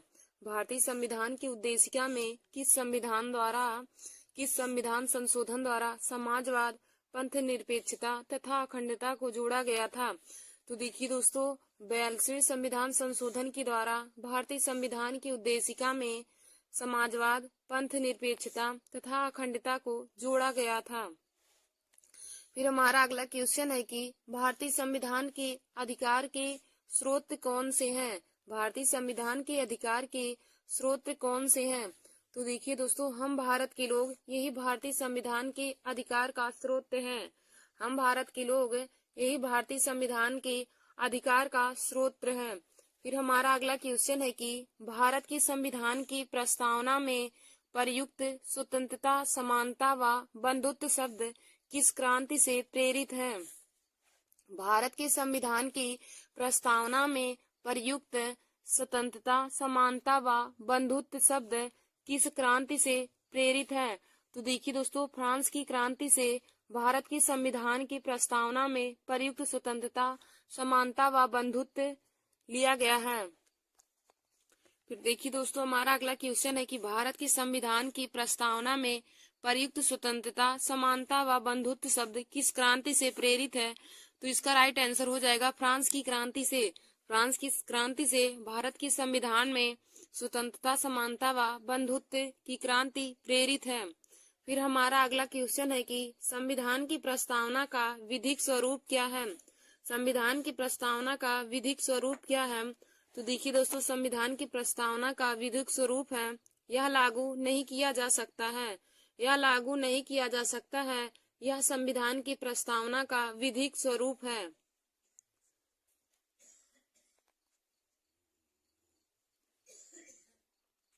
फिर देखिए दोस्तों, हमारा अगला क्वेश्चन है कि भारत के संविधान की प्रस्तावना के शुरुआती शब्द के संविधान से लिए गए हैं। भारत के संविधान की प्रस्तावना के शुरुआती शब्द किस देश के संविधान से लिए गए हैं। तो देखिए दोस्तों, भारत के संविधान के शुरुआती शब्द कौन से हैं। तो शुरुआती शब्द हैं हम भारत के लोग, और हम भारत के लोग यह शब्द संयुक्त राज्य अमेरिका देश के संविधान से लिया गया है। हम भारत के लोग शब्दों का प्रयोग संयुक्त राज्य अमेरिका के देश से लिया गया है। फिर दोस्तों, हमारा अगला क्वेश्चन है कि संविधान की प्रस्तावना में अंतिम बार संशोधन कब किया गया। संविधान की प्रस्तावना में अंतिम बार संशोधन कब हुआ था। तो देखिए दोस्तों, संविधान की प्रस्तावना में अंतिम बार संशोधन 1976 ईस्वी में हुआ था। संविधान की प्रस्तावना में अंतिम बार संशोधन 1976 ईस्वी में हुआ था। और यदि पूछे कि प्रथम संविधान संशोधन कब हुआ था, तो दोस्तों प्रथम संविधान संशोधन 1951 ईस्वी में हुआ था। फिर हमारा अगला क्वेश्चन है कि भारत के संविधान की प्रस्तावना में कितने प्रकार के न्याय, स्वतंत्रता, समानता व अखंडता है। भारत की संविधान की प्रस्तावना में कितने प्रकार के न्याय, स्वतंत्रता, समानता व अखंडता है। तो देखिए दोस्तों, भारत की संविधान में 3 प्रकार के न्याय, 5 प्रकार की स्वतंत्रता, 2 प्रकार की समानता और 1 प्रकार की अखंडता है। भारत के संविधान में 3 प्रकार के न्याय हैं, 5 प्रकार की स्वतंत्रता है, 2 प्रकार की समानता है और 1 प्रकार की अखंडता है। फिर दोस्तों, हमारा अगला क्वेश्चन है कि संविधान की प्रस्तावना में भारत को क्या कहा गया है। संविधान की प्रस्तावना में भारत को क्या कहा गया है। तो देखिए दोस्तों, संविधान की प्रस्तावना में भारत को सर्वसत्ताधारी, समाजवादी, धर्मनिरपेक्ष, लोकतांत्रिक गणराज्य कहा गया है।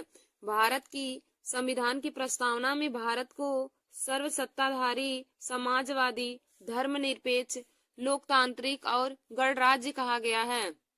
देखिए दोस्तों, संविधान की प्रस्तावना में भारत को सर्वसत्ताधारी, समाजवादी, धर्मनिरपेक्ष, लोकतांत्रिक तथा गणराज्य कहा गया है। फिर हमारा अगला क्वेश्चन है कि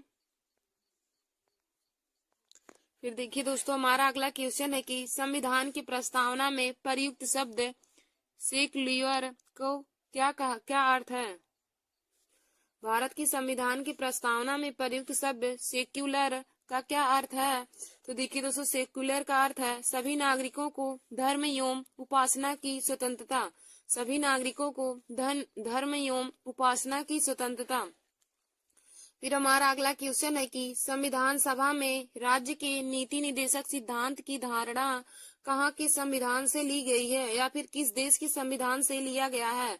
संविधान सभा में राज्य की नीति निदेशक सिद्धांत की धारणा किस देश के संविधान से लिया गया है। तो देखिए दोस्तों, आयरलैंड देश के संविधान से संविधान सभा में राज्य के नीति निदेशक सिद्धांत लिए गए हैं। संविधान सभा में राज्य की नीति निर्देशक सिद्धांत आयरलैंड के संविधान से लिया गया है। और देखिए दोस्तों, राज्य की नीति निर्देशक सिद्धांत यह हमारा भाग 4 में है। भाग 4 में राज्य की नीति निर्देशक सिद्धांत का वर्णन किया गया है। और राज्य की नीति निर्देशक सिद्धांत आर्टिकल 36 से लेकर 51 तक है। राज्य की नीति निर्देशक सिद्धांत आर्टिकल 36 से लेकर 51 तक है। और राज्य की नीति निर्देशक सिद्धांत आयरलैंड के संविधान से लिए गए हैं। आयरलैंड देश के संविधान से लिए गए हैं। और दोस्तों, राज्य के नीति निर्देशक सिद्धांत के बारे में वर्णन भाग 4 में है। फिर हमारा अगला क्वेश्चन है कि B.R. अम्बेडकर, डॉक्टर भीमराव अम्बेडकर ने संविधान का हृदय और आत्मा किसे कहा है? डॉक्टर भीमराव अम्बेडकर ने संविधान का हृदय और आत्मा किसे कहा है? तो देखिए दोस्तों, डॉक्टर भीमराव अम्बेडकर ने संवैधानिक उपचारों के अधिकार को संविधान का हृदय और आत्मा कहा है। संवैधानिक उपचारों के अधिकार को डॉक्टर भीमराव अम्बेडकर ने संविधान का हृदय और आत्मा कहा है। और देखिए दोस्तों, संवैधानिक उपचारों का अधिकार हमारा आर्टिकल 32 में है। संवैधानिक उपचारों का अधिकार आर्टिकल 32 में है। और आर्टिकल 32 को ही डॉक्टर भीमराव अम्बेडकर ने संविधान का हृदय और आत्मा कहा है। यदि पूछे कि डॉक्टर भीमराव अम्बेडकर ने संविधान के किस आर्टिकल को संविधान का हृदय और आत्मा कहा है, तो दोस्तों आप बताएंगे कि आर्टिकल 32 को डॉक्टर भीमराव अम्बेडकर ने संविधान का हृदय और आत्मा कहा है। फिर देखिए दोस्तों, हमारा अगला क्वेश्चन है कि हाउस ऑफ द पीपल को लोकसभा का नाम किस वर्ष दिया गया था? हाउस ऑफ द पीपल को लोकसभा का नाम किस वर्ष दिया गया था? तो देखिए दोस्तों, हाउस ऑफ द पीपल को लोकसभा का नाम 1954 ईस्वी में दिया गया था। हाउस ऑफ द पीपल को लोकसभा का नाम 1954 ईस्वी में दिया गया था। फिर हमारा अगला क्वेश्चन है कि रिट जारी किए जाते हैं। रिट जारी किए जाते हैं, तो देखिए दोस्तों, रिट जारी किए जाते हैं सर्वोच्च न्यायालय और उच्च न्यायालयों के द्वारा। सर्वोच्च न्यायालय और उच्च न्यायालयों के द्वारा रिट जारी किए जाते हैं। फिर दोस्तों, हमारा अगला क्वेश्चन है कि संविधान की संकल्पना का उद्भव सर्वप्रथम किस देश में हुआ? संविधान की संकल्पना का उद्भव सर्वप्रथम किस देश में हुआ? तो देखिए दोस्तों, संविधान की संकल्पना का उद्भव सर्वप्रथम ब्रिटेन देश में हुआ था। संविधान की संकल्पना का उद्भव सर्वप्रथम ब्रिटेन देश में हुआ था। फिर हमारा अगला क्वेश्चन है कि देश का प्रथम विधि अधिकारी कौन है? देश का प्रथम विधि अधिकारी कौन है? तो देखिए दोस्तों, देश का प्रथम विधि अधिकारी महान्यायवादी है। देश का प्रथम विधि अधिकारी कौन है? तो दोस्तों, देश का प्रथम विधि अधिकारी महान्यायवादी है। फिर देखिए दोस्तों, हमारा अगला क्वेश्चन है कि भारतीय संविधान का अभिरक्षक कौन है? भारतीय संविधान का अभिरक्षक कौन है? तो देखिए दोस्तों, भारत का मुख्य न्यायाधीश भारतीय संविधान का अभिरक्षक माना जाता है। भारतीय संविधान का अभिरक्षक कौन है? तो दोस्तों, भारत का मुख्य न्यायाधीश भारतीय संविधान का अभिरक्षक है। फिर हमारा अगला क्वेश्चन है कि भारतीय संविधान में कुल कितने मौलिक कर्तव्य हैं? भारतीय संविधान में कुल कितने मौलिक कर्तव्य हैं? तो देखिए दोस्तों, भारतीय संविधान में कुल मौलिक कर्तव्य 11 हैं। भारतीय संविधान में कुल मौलिक कर्तव्य 11 हैं। फिर हमारा अगला क्वेश्चन है कि भारतीय संविधान में मौलिक कर्तव्य कब समाविष्ट किए गए? भारतीय संविधान में मौलिक कर्तव्य कब समाविष्ट किए गए? तो देखिए दोस्तों, सन 1976 ईस्वी में भारतीय संविधान में मौलिक कर्तव्य समाविष्ट किए गए थे। भारतीय संविधान में मौलिक कर्तव्य 1976 ईस्वी में समाविष्ट किए गए थे। फिर देखिए दोस्तों, हमारा अगला क्वेश्चन है कि संविधान का अधिकार एक मौलिक अधिकार कब बन गया? संविधान का अधिकार एक मौलिक अधिकार कब बन गया? तो दोस्तों देखिए, शिक्षा का अधिकार एक मौलिक अधिकार कब बन गया? हमारा क्वेश्चन है कि शिक्षा का अधिकार एक मौलिक अधिकार कब बन गया? तो देखिए दोस्तों, शिक्षा का अधिकार एक मौलिक अधिकार 1 अप्रैल 2010 ईस्वी को बन गया था। शिक्षा का अधिकार एक मौलिक अधिकार 1 अप्रैल 2010 को बन गया था। फिर हमारा अगला क्वेश्चन है कि भारत में स्वतंत्रता के बाद कितनी बार राष्ट्रीय आपातकाल लागू हो चुका है? भारत में स्वतंत्रता के बाद कितनी बार राष्ट्रीय आपातकाल लागू हो चुका है? तो देखिए दोस्तों, भारत में स्वतंत्रता के बाद आपातकाल 3 बार लागू हो चुका है। भारत में स्वतंत्रता के बाद राष्ट्रीय आपातकाल 3 बार लागू हो चुका है। फिर हमारा अगला क्वेश्चन है कि वह कौन से उपराष्ट्रपति हैं? वह कौन से उपराष्ट्रपति हैं जिन्होंने राष्ट्रपति का चुनाव लड़ने के लिए अपने पद से त्याग पत्र दे दिया था? वह कौन से उपराष्ट्रपति हैं जिन्होंने राष्ट्रपति का चुनाव लड़ने के लिए अपने पद से त्याग पत्र दे दिया था? तो देखिए दोस्तों, वीवी गिरी थे जिन्होंने जिन्होंने जो राष्ट्रपति थे, जो उपराष्ट्रपति थे, वीवी गिरी उपराष्ट्रपति थे और उन्होंने राष्ट्रपति का चुनाव लड़ने के लिए अपने पद से त्याग पत्र दे दिया था। फिर देखिए दोस्तों, हमारा अगला क्वेश्चन है कि लोकसभा के अध्यक्ष का चुनाव किया जाता है। लोकसभा के अध्यक्ष का चुनाव किया जाता है। तो देखिए दोस्तों, लोकसभा के अध्यक्ष का चुनाव लोकसभा के सदस्यों के द्वारा किया जाता है। लोकसभा के अध्यक्ष का चुनाव लोकसभा के सदस्यों के द्वारा किया जाता है। फिर हमारा अगला क्वेश्चन है कि राज्य पुनर्गठन अधिनियम कब पारित किया गया? राज्य पुनर्गठन अधिनियम कब पारित हुआ? तो देखिए दोस्तों, राज्य पुनर्गठन अधिनियम 31 अगस्त 1956 ईस्वी को पारित हुआ था। राज्य पुनर्गठन अधिनियम 31 अगस्त 1931 ईस्वी में 1956 ईस्वी में पारित हुआ था। फिर हमारा अगला क्वेश्चन है कि संसद की संयुक्त बैठक की अध्यक्षता कौन करता है? संसद की संयुक्त बैठक की अध्यक्षता कौन करता है? तो देखिए दोस्तों, संसद की संयुक्त बैठक की अध्यक्षता लोकसभा अध्यक्ष करते हैं। संसद की संयुक्त बैठक की अध्यक्षता लोकसभा अध्यक्ष करते हैं। फिर हमारा अगला क्वेश्चन है कि स्वतंत्रता के बाद संविधान सभा का प्रथम अध्यक्ष कौन है? स्वतंत्रता के बाद संविधान सभा का प्रथम अध्यक्ष कौन है? तो दोस्तों, स्वतंत्रता के बाद संविधान सभा का प्रथम अध्यक्ष डॉक्टर राजेंद्र प्रसाद जी हैं। स्वतंत्रता के बाद संविधान सभा के प्रथम अध्यक्ष डॉक्टर राजेंद्र प्रसाद जी हैं। फिर देखिए दोस्तों, हमारा अगला क्वेश्चन है कि हम भारत के लोग शब्दों का प्रयोग भारतीय संविधान में कहां से लिया गया है? हम भारत के लोग शब्दों का प्रयोग भारतीय संविधान में कहां से लिया गया है? तो देखिए दोस्तों, संविधान की प्रस्तावना से हम भारत के लोग शब्दों का प्रयोग भारतीय संविधान में किया गया है। संविधान की प्रस्तावना से हम भारत के लोग शब्दों का प्रयोग किया गया है। फिर देखिए दोस्तों, हमारा अगला क्वेश्चन है कि किसने प्रस्तावना को संविधान की आत्मा कहा है? किसने प्रस्तावना को संविधान की आत्मा कहा है? तो देखिए दोस्तों, ठाकुर दास भार्गव ने प्रस्तावना को संविधान की आत्मा कहा है। प्रस्तावना को संविधान की आत्मा ठाकुर दास भार्गव ने कहा है। फिर हमारा अगला क्वेश्चन है कि किसने प्रस्तावना को पहचान पत्र कहा है? किसने प्रस्तावना को पहचान पत्र कहा है? तो दोस्तों, प्रस्तावना को पहचान पत्र यानी पालखीवाला ने कहा है। प्रस्तावना को पहचान पत्र यानी पालखीवाला ने कहा है। फिर हमारा अगला क्वेश्चन है कि किसने प्रस्तावना को संविधान की जन्म कुंडली कहा है? किसने प्रस्तावना को संविधान की जन्म कुंडली कहा है? तो देखिए दोस्तों, के.एम. मुंशी जी ने प्रस्तावना को संविधान की जन्म कुंडली कहा है। फिर देखिए दोस्तों, हमारा अगला क्वेश्चन है कि संविधान की प्रस्तावना के अनुसार भारत किस प्रकार का राष्ट्र है? संविधान की प्रस्तावना के अनुसार भारत किस प्रकार का राष्ट्र है? तो देखिए दोस्तों, संविधान की प्रस्तावना के अनुसार भारत एक धर्मनिरपेक्ष राष्ट्र है। संविधान की प्रस्तावना के अनुसार भारत एक धर्मनिरपेक्ष राष्ट्र है। फिर हमारा अगला क्वेश्चन है कि भारतीय संविधान में उद्देशिका का विचार किस देश के संविधान से लिया गया है?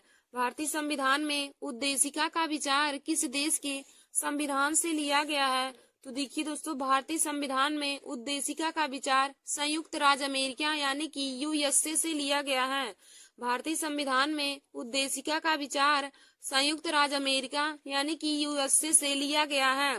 फिर हमारा अगला क्वेश्चन है कि भारतीय संविधान में उद्देशिका की भाषा किस देश के संविधान से लिया गया है? भारतीय संविधान में उद्देशिका की भाषा किस देश के संविधान से लिया गया है? तो देखिए दोस्तों, भारतीय संविधान में उद्देशिका की भाषा ऑस्ट्रेलिया देश के संविधान से लिया गया है। भारतीय संविधान में उद्देशिका की भाषा ऑस्ट्रेलिया देश के संविधान से लिया गया है। फिर हमारा अगला क्वेश्चन है कि भारतीय संविधान की उद्देशिका यानी कि प्रस्तावना में कितनी बार संशोधन हुआ था? भारतीय संविधान की उद्देशिका यानी कि प्रस्तावना में कितनी बार संशोधन हुआ था? तो दोस्तों भारतीय संविधान की प्रस्तावना में एक बार संशोधन हुआ था। और वह कब हुआ? 42वां संविधान संशोधन 1976 के द्वारा। 42वां संविधान संशोधन 1976 के द्वारा संविधान की उद्देशिका में संशोधन हुआ था।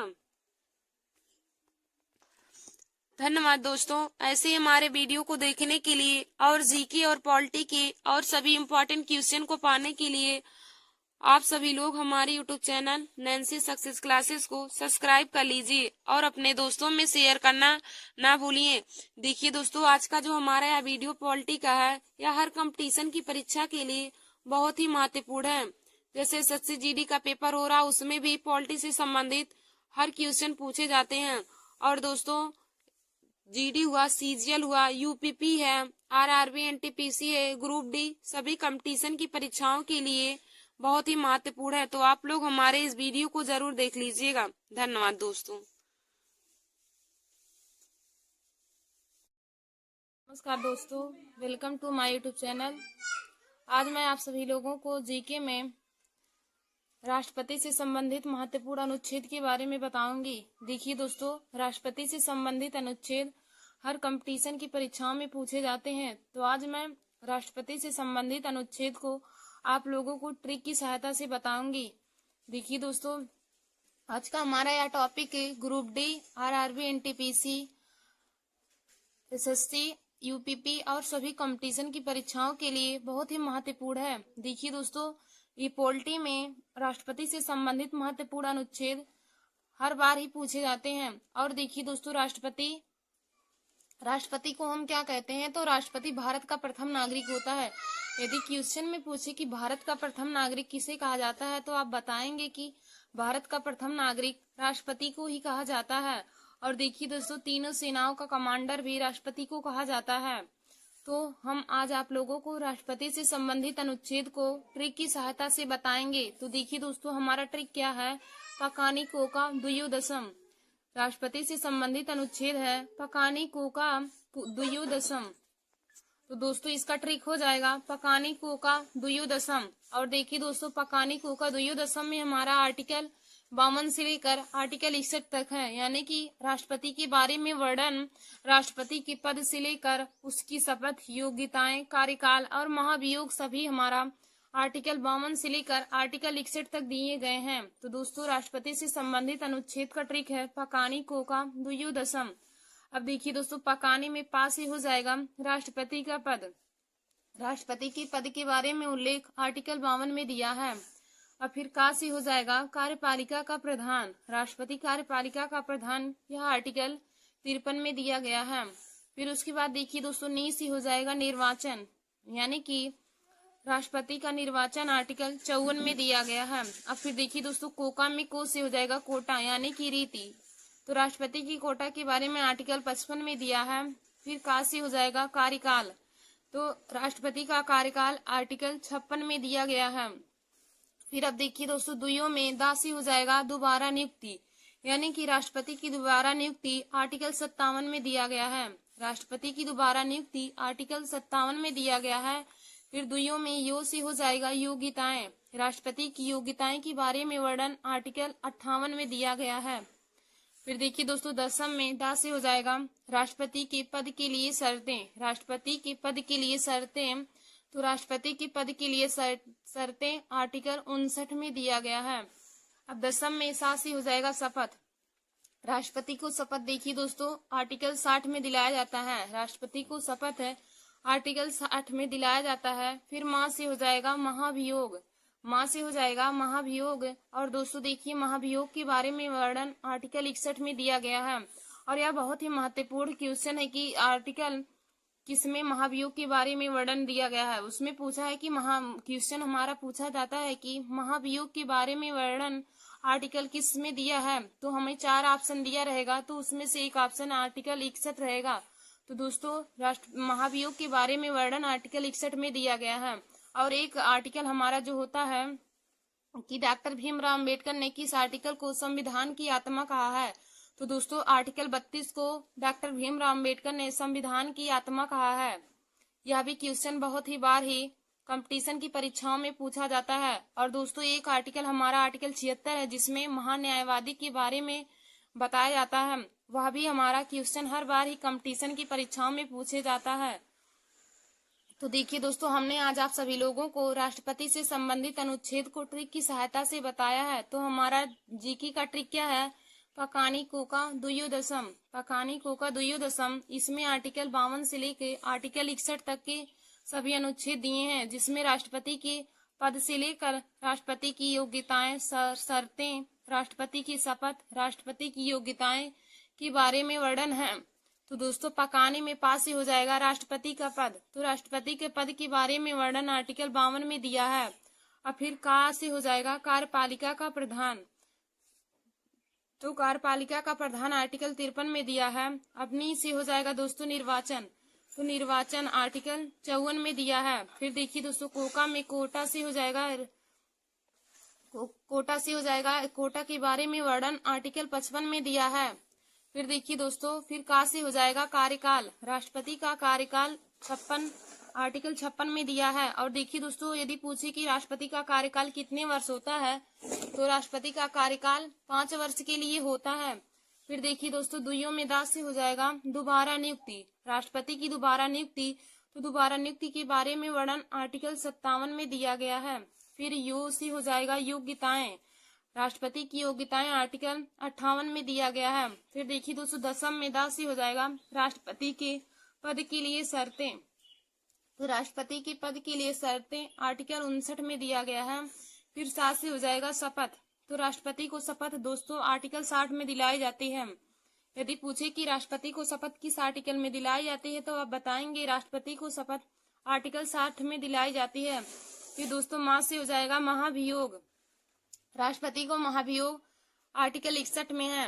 तो दोस्तों हमने आप लोग को बताया कि एक आर्टिकल हमारा 61 जिसमें महाभियोग के बारे में वर्णन है, और एक आर्टिकल 76 जिसमें महान्यायवादी के बारे में वर्णन है। तो यह दोनों आर्टिकल ही कंपटीशन की परीक्षा के लिए बहुत ही महत्वपूर्ण है। धन्यवाद दोस्तों। ऐसे हमारे वीडियो को देखने के लिए और जीके के महत्वपूर्ण ट्रिक को पाने के लिए आप सभी लोग हमारे YouTube channel Nancy success classes को सब्सक्राइब कर लीजिए और अपने दोस्तों में शेयर करना ना भूलें। धन्यवाद दोस्तों। नमस्कार दोस्तों, welcome to my YouTube channel. आज मैं आप सभी लोगों को महात्मा गांधी के बारे में संबंधित महत्वपूर्ण क्वेश्चन लेकर आए हूँ। तो देखिए दोस्तों आज हमारा जीके का यह वीडियो जो है SSC GD, CGL, RRB, NTPC, UPP और सभी कंपटीशन की परीक्षाओं के लिए बहुत ही महत्वपूर्ण है।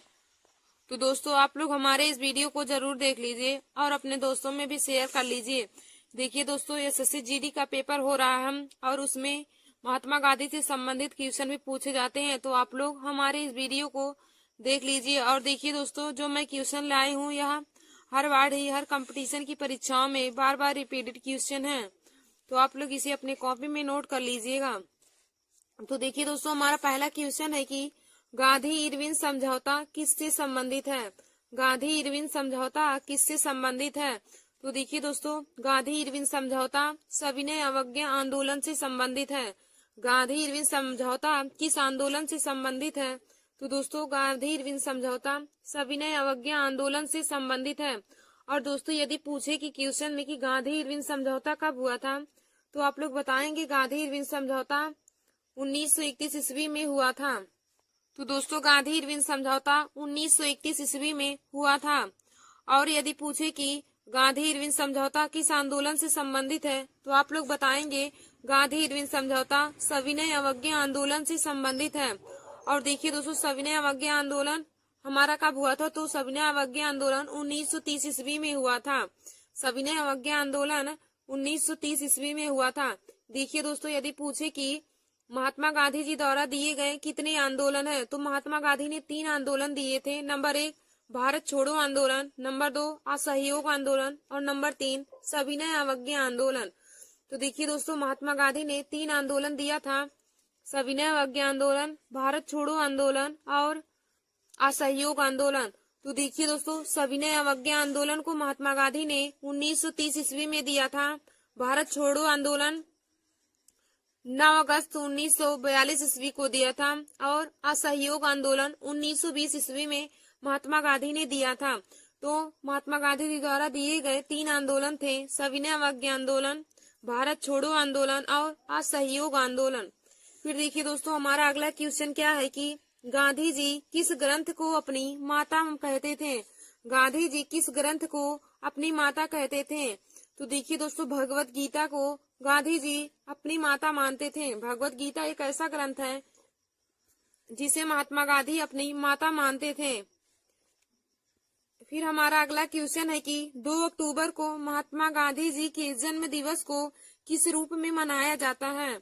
2 अक्टूबर को महात्मा गांधी जी के जन्म दिवस को किस रूप में मनाया जाता है। तो देखिए दोस्तों, महात्मा गांधी जी के जन्म दिवस को अहिंसा दिवस के रूप में मनाया जाता है। महात्मा गांधी जी के जन्म दिवस को अहिंसा दिवस के रूप में मनाया जाता है।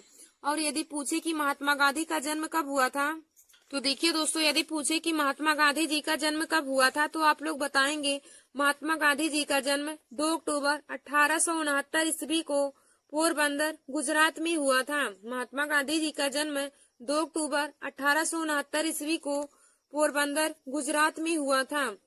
फिर हमारा अगला क्वेश्चन है कि the life of Mahatma Gandhi पुस्तक के लेखक कौन है।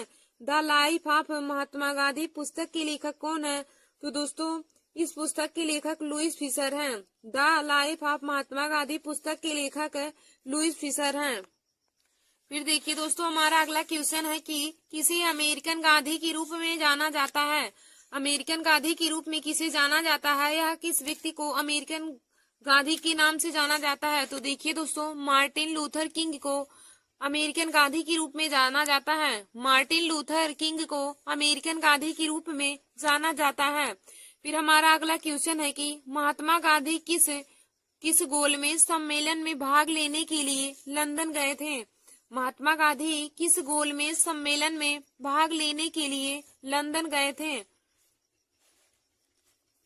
तो देखिए दोस्तों, महात्मा गांधी द्वितीय गोलमेज सम्मेलन में भाग लेने के लिए लंदन गए थे। महात्मा गांधी द्वितीय गोलमेज सम्मेलन में भाग लेने के लिए लंदन गए थे। यदि दोस्तों आपसे पूछे क्वेश्चन कि महात्मा गांधी ने किस गोलमेज सम्मेलन में भाग लिया था, तो आप बताएंगे कि महात्मा गांधी द्वितीय गोलमेज सम्मेलन में भाग लिए थे। महात्मा गांधी द्वितीय गोलमेज सम्मेलन में भाग लिए थे। और दोस्तों, यदि पूछे कि द्वितीय गोलमेज सम्मेलन कब हुआ था, तो द्वितीय गोलमेज सम्मेलन सन 1931 ईस्वी में हुआ था और प्रथम गोलमेज सम्मेलन 1930 ईस्वी में हुआ था। द्वितीय गोलमेज सम्मेलन 1931 ईस्वी में और तृतीय गोलमेज सम्मेलन 1932 ईस्वी में हुआ था। और दोस्तों, पूछे कि तृतीय गोलमेज सम्मेलन कब हुआ, तो आप बताएंगे तृतीय गोलमेज सम्मेलन 1932 ईस्वी में हुआ था। और देखिए दोस्तों, यदि पूछे कि भारत के ऐसे कौन से व्यक्ति थे जो तीनों गोलमेज सम्मेलन में भाग लिए थे, तो दोस्तों डॉक्टर भीमराव अंबेडकर ऐसे व्यक्ति थे जिन्होंने तीनों गोलमेज सम्मेलन में भाग लिया था। डॉक्टर भीमराव अंबेडकर तीनों गोलमेज सम्मेलन में भाग लिए थे और महात्मा गांधी द्वितीय गोलमेज सम्मेलन में भाग लिए थे और इन्होंने द्वितीय गोलमेज सम्मेलन में भाग लेने के लिए लंदन गए थे। फिर दोस्तों, हमारा अगला क्वेश्चन है कि गांधी जी के पसंदीदा भजन। गांधी जी के पसंदीदा भजन वैष्णो जन तो तेन्हे कहिए, वैष्णो जन तो तेन्हे कहिए किसने लिखा है। गांधी जी के पसंदीदा भजन वैष्णो जन तो तेन्हे कहिए को किसने लिखा है। तो देखिए दोस्तों, इसको नरसिंह मेहता ने लिखा है। वैष्णो जन तो तेन्हे कहिए भजन को नरसिंह मेहता ने लिखा है। फिर हमारा अगला क्वेश्चन है कि रविन्द्रनाथ टैगोर को गुरुदेव की उपाधि किसने दी। रविन्द्रनाथ टैगोर को गुरुदेव की उपाधि किसने दी। तो दोस्तों, रविन्द्रनाथ टैगोर जी को गुरुदेव की उपाधि महात्मा गांधी ने दिया था। रविन्द्रनाथ टैगोर को गुरुदेव की उपाधि महात्मा गांधी ने दिया था। और दोस्तों, यदि पूछे कि महात्मा गांधी को महात्मा की उपाधि किसने दी थी, महात्मा गांधी को महात्मा की उपाधि किसने दी, तो दोस्तों महात्मा गांधी को महात्मा की उपाधि रविन्द्रनाथ टैगोर ने दिया था और रविन्द्रनाथ टैगोर को गुरुदेव की उपाधि महात्मा गांधी ने दिया था। देखिए दोस्तों, यदि हमें से क्वेश्चन पूछे कि भारत के प्रथम पुरुष कौन थे जिन्होंने नोबेल पुरस्कार प्राप्त किया, भारत के प्रथम नोबेल पुरस्कार प्राप्त करने वाले प्रथम व्यक्ति कौन थे, तो आप बताएंगे कि रविन्द्रनाथ टैगोर भारत के प्रथम नोबेल पुरस्कार प्राप्त करने वाले प्रथम भारतीय व्यक्ति थे। रविन्द्रनाथ टैगोर प्रथम नोबेल पुरस्कार प्राप्त करने वाले पुरुष थे। और यदि दोस्तों पूछे कि भारत की प्रथम महिला जिन्होंने नोबेल पुरस्कार प्राप्त किया, तो भारत की प्रथम महिला जिन्होंने नोबेल पुरस्कार प्राप्त किया वह मदर टेरेसा थी। और यदि पूछे कि भारत की प्रथम महिला जिन्होंने प्रथम भारत रत्न प्राप्त किया, तो दोस्तों भारत की प्रथम महिला जिन्होंने भारत रत्न प्राप्त किया उनका नाम श्रीमती इंदिरा गांधी है। श्रीमती इंदिरा गांधी जो भारत में सबसे पहले भारत रत्न को प्राप्त करने वाली महिला थी। और यदि पूछे कि नोबेल पुरस्कार प्राप्त करने वाली भारत की प्रथम महिला कौन थी, तो आप बताएंगे मदर टेरेसा भारत की प्रथम महिला थी जो नोबेल पुरस्कार प्राप्त की थी।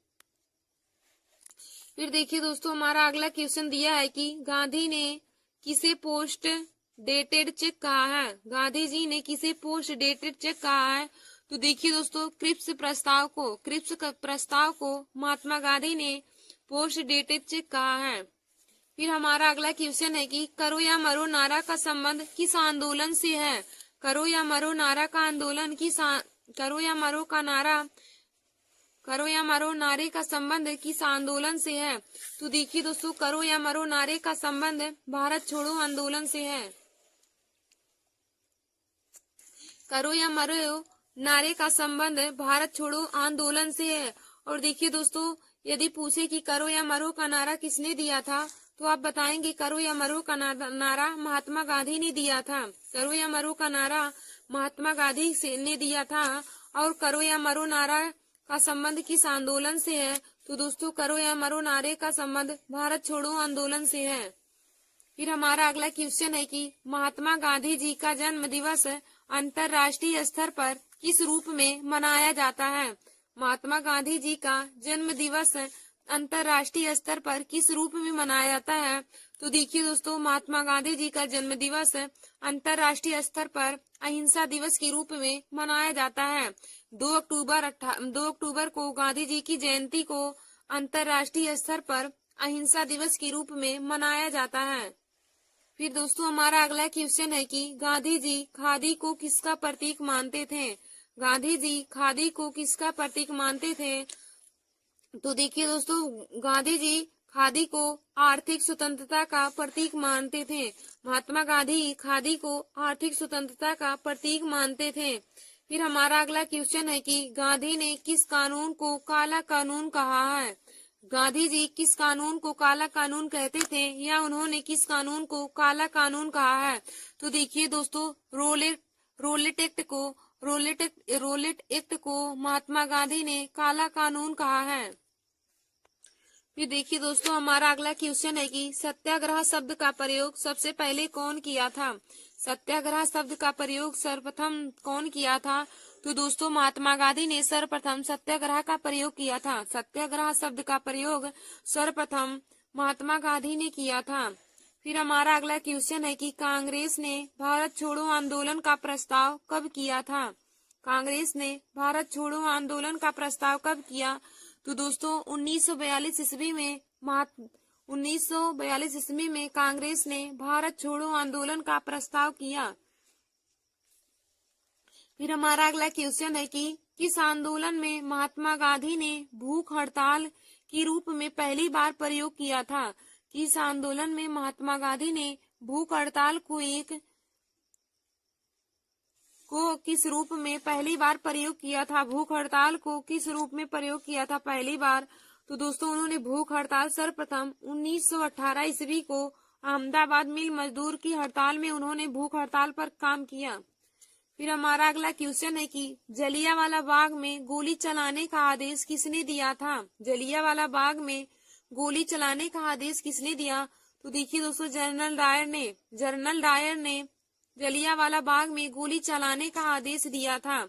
और दोस्तों यदि पूछे कि जलियांवाला बाग हत्याकांड कब हुआ था, तो आप बताएंगे जलियांवाला बाग हत्याकांड 13 अप्रैल 1919 ईस्वी को अमृतसर में हुआ था।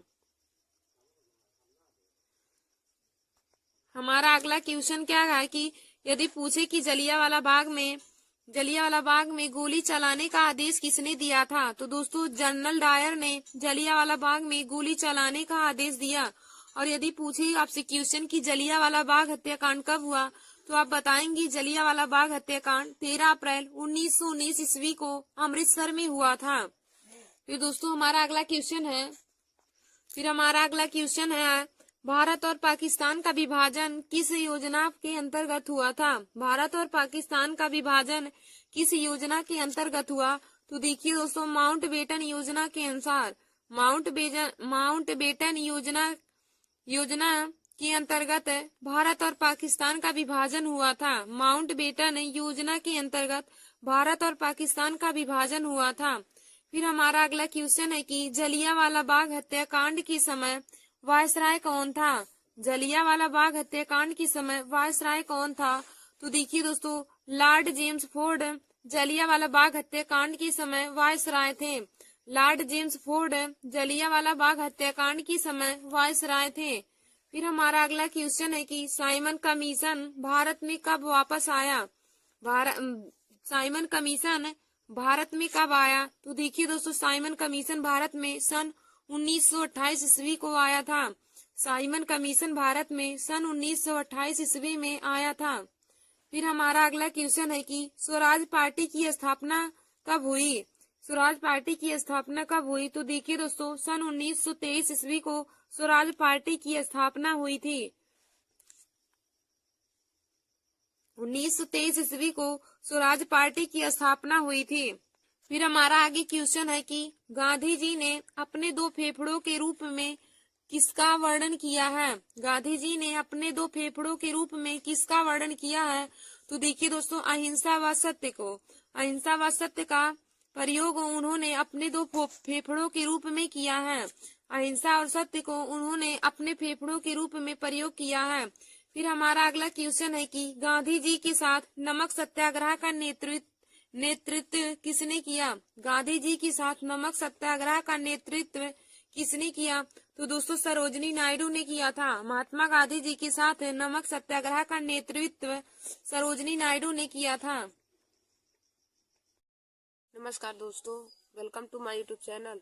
आज मैं आप सभी लोगों को जीके में महत्वपूर्ण क्रांतियां बताऊंगी। देखिए दोस्तों आज का हमारा टॉपिक है विभिन्न महत्वपूर्ण कृषि क्रांतियां।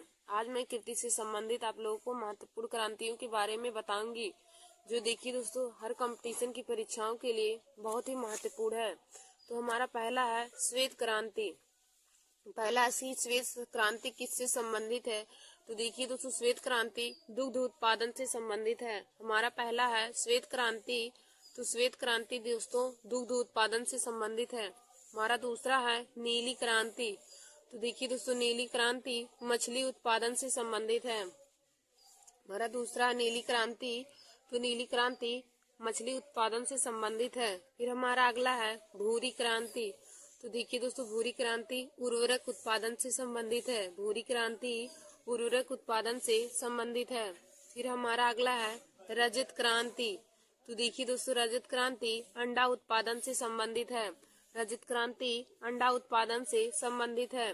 फिर हमारा अगला है पीली क्रांति, तो देखिए दोस्तों पीली क्रांति तिलहन उत्पादन से संबंधित है। हमारा अगला पीली क्रांति है, तो पीली क्रांति तिलहन उत्पादन से संबंधित है। फिर दोस्तों हमारा अगला दिया है काली क्रांति, तो देखिए दोस्तों काली क्रांति बायोडीजल उत्पादन से संबंधित है। हमारा अगला है काली क्रांति, तो काली क्रांति बायोडीजल उत्पादन से संबंधित है। देखिए दोस्तों हमारा अगला है लाल क्रांति, तो देखिए दोस्तों लाल क्रांति टमाटर या मांस उत्पादन से संबंधित है। हमारा अगला है लाल क्रांति, तो लाल क्रांति टमाटर या मांस उत्पादन से संबंधित है। फिर हमारा अगला क्वेश्चन है कि गुलाबी क्रांति।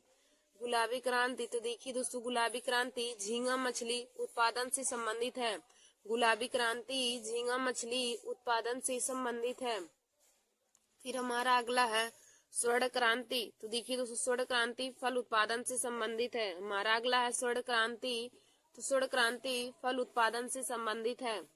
फिर हमारा अगला दिया है अमृत क्रांति, तो देखिए दोस्तों, अमृत क्रांति नदी जोड़ो परियोजना से संबंधित है। अमृत क्रांति नदी जोड़ो परियोजना से संबंधित है। फिर देखिए दोस्तों, हमारा अगला दिया है गंगा क्रांति। तो गंगा क्रांति संबंधित है भ्रष्टाचार के खिलाफ सदाचार पैदा करने के लिए। गंगा क्रांति संबंधित है भ्रष्टाचार के खिलाफ सदाचार पैदा करने के लिए। फिर दोस्तों, हमारा अगला है बादामी क्रांति। तो देखिए दोस्तों, बादामी क्रांति मसाला उत्पादन से संबंधित है। हमारा अगला है बादामी क्रांति। तो बादामी क्रांति मसाला उत्पादन से संबंधित है। फिर दोस्तों, हमारा अगला है गोल क्रांति। तो गोल क्रांति आलू उत्पादन से संबंधित है। हमारा अगला है गोल क्रांति। तो गोल क्रांति आलू उत्पादन से संबंधित है। फिर दोस्तों, हमारा अगला है इंद्रधनुषी क्रांति। तो इंद्रधनुषी क्रांति सभी क्रांतियों पर निगरानी रखने हेतु इंद्रधनुषी क्रांति का उपयोग किया जाता है। इंद्रधनुषी क्रांति है सभी क्रांतियों पर निगरानी रखने हेतु हम इंद्रधनुषी क्रांति का अध्ययन करते हैं। तो देखिए दोस्तों, हमने आप लोगों को विभिन्न क्रांतियों, विभिन्न महत्वपूर्ण कृषि क्रांतियों के बारे में बताया। तो हमारा पहला है श्वेत क्रांति। तो श्वेत क्रांति में हम दुग्ध उत्पादन के बारे में अध्ययन करते हैं। श्वेत क्रांति दुग्ध उत्पादन है। फिर हमारा अगला है नीली क्रांति। तो दोस्तों, नीली क्रांति मछली उत्पादन से संबंधित है। यदि कंपटीशन की परीक्षा में पूछे कि नीली क्रांति किससे संबंधित है, तो आप बताएंगे नीली क्रांति मछली उत्पादन से संबंधित है। श्वेत क्रांति दुग्ध उत्पादन से संबंधित है। फिर हमारा अगला है भूरी क्रांति। तो देखिए दोस्तों, भूरी क्रांति उर्वरक उत्पादन से संबंधित है। फिर हमारा अगला है रजत क्रांति। तो दोस्तों, रजत क्रांति अंडा उत्पादन से संबंधित है। हमारा अगला है रजत क्रांति। तो रजत क्रांति अंडा उत्पादन से संबंधित है। दोस्तों, हमारा अगला है पीली क्रांति। तो देखिए दोस्तों, पीली क्रांति तिलहन उत्पादन से संबंधित है। हमारा अगला है पीली क्रांति। तो पीली क्रांति तिलहन उत्पादन से संबंधित है। फिर हमारा अगला है काली क्रांति। तो दोस्तों, काली क्रांति बायोडीजल उत्पादन से संबंधित है। काली क्रांति बायोडीजल उत्पादन से संबंधित है। फिर हमारा आगे दिया है लाल क्रांति। तो देखिए दोस्तों, लाल क्रांति टमाटर या मांस उत्पादन से संबंधित है। हमारा अगला है लाल क्रांति। तो लाल क्रांति संबंधित है टमाटर या मांस उत्पादन से। फिर हमारा अगला दिया दोस्तों गुलाबी क्रांति। हमारा अगला दिया गुलाबी क्रांति। तो देखिए दोस्तों, गुलाबी क्रांति झींगा मछली उत्पादन से संबंधित है। गुलाबी क्रांति झींगा मछली उत्पादन से संबंधित है। दोस्तों, हमारा अगला दिया है स्वर्ण क्रांति। तो देखिए दोस्तों, स्वर्ण क्रांति फल उत्पादन से संबंधित है।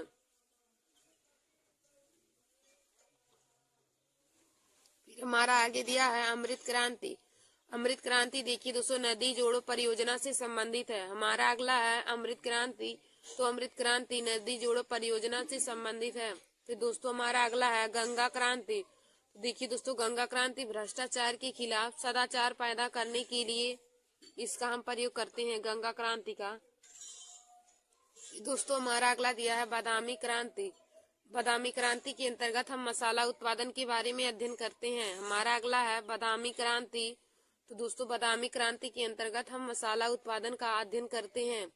फिर दोस्तों, हमारा अगला दिया है गोल क्रांति। तो देखिए दोस्तों, गोल क्रांति के अंतर्गत हम आलू उत्पादन का अध्ययन करते हैं।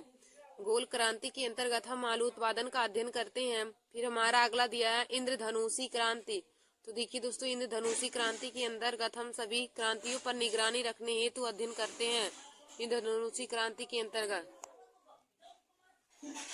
धन्यवाद दोस्तों। ऐसे हमारे वीडियो को देखने के लिए और जीके के महत्वपूर्ण टॉपिक को पाने के लिए आप सभी लोग हमारे YouTube channel Nancy success classes को सब्सक्राइब कर लीजिए और अपने दोस्तों में लाइक व शेयर करना ना भूलें। धन्यवाद दोस्तों।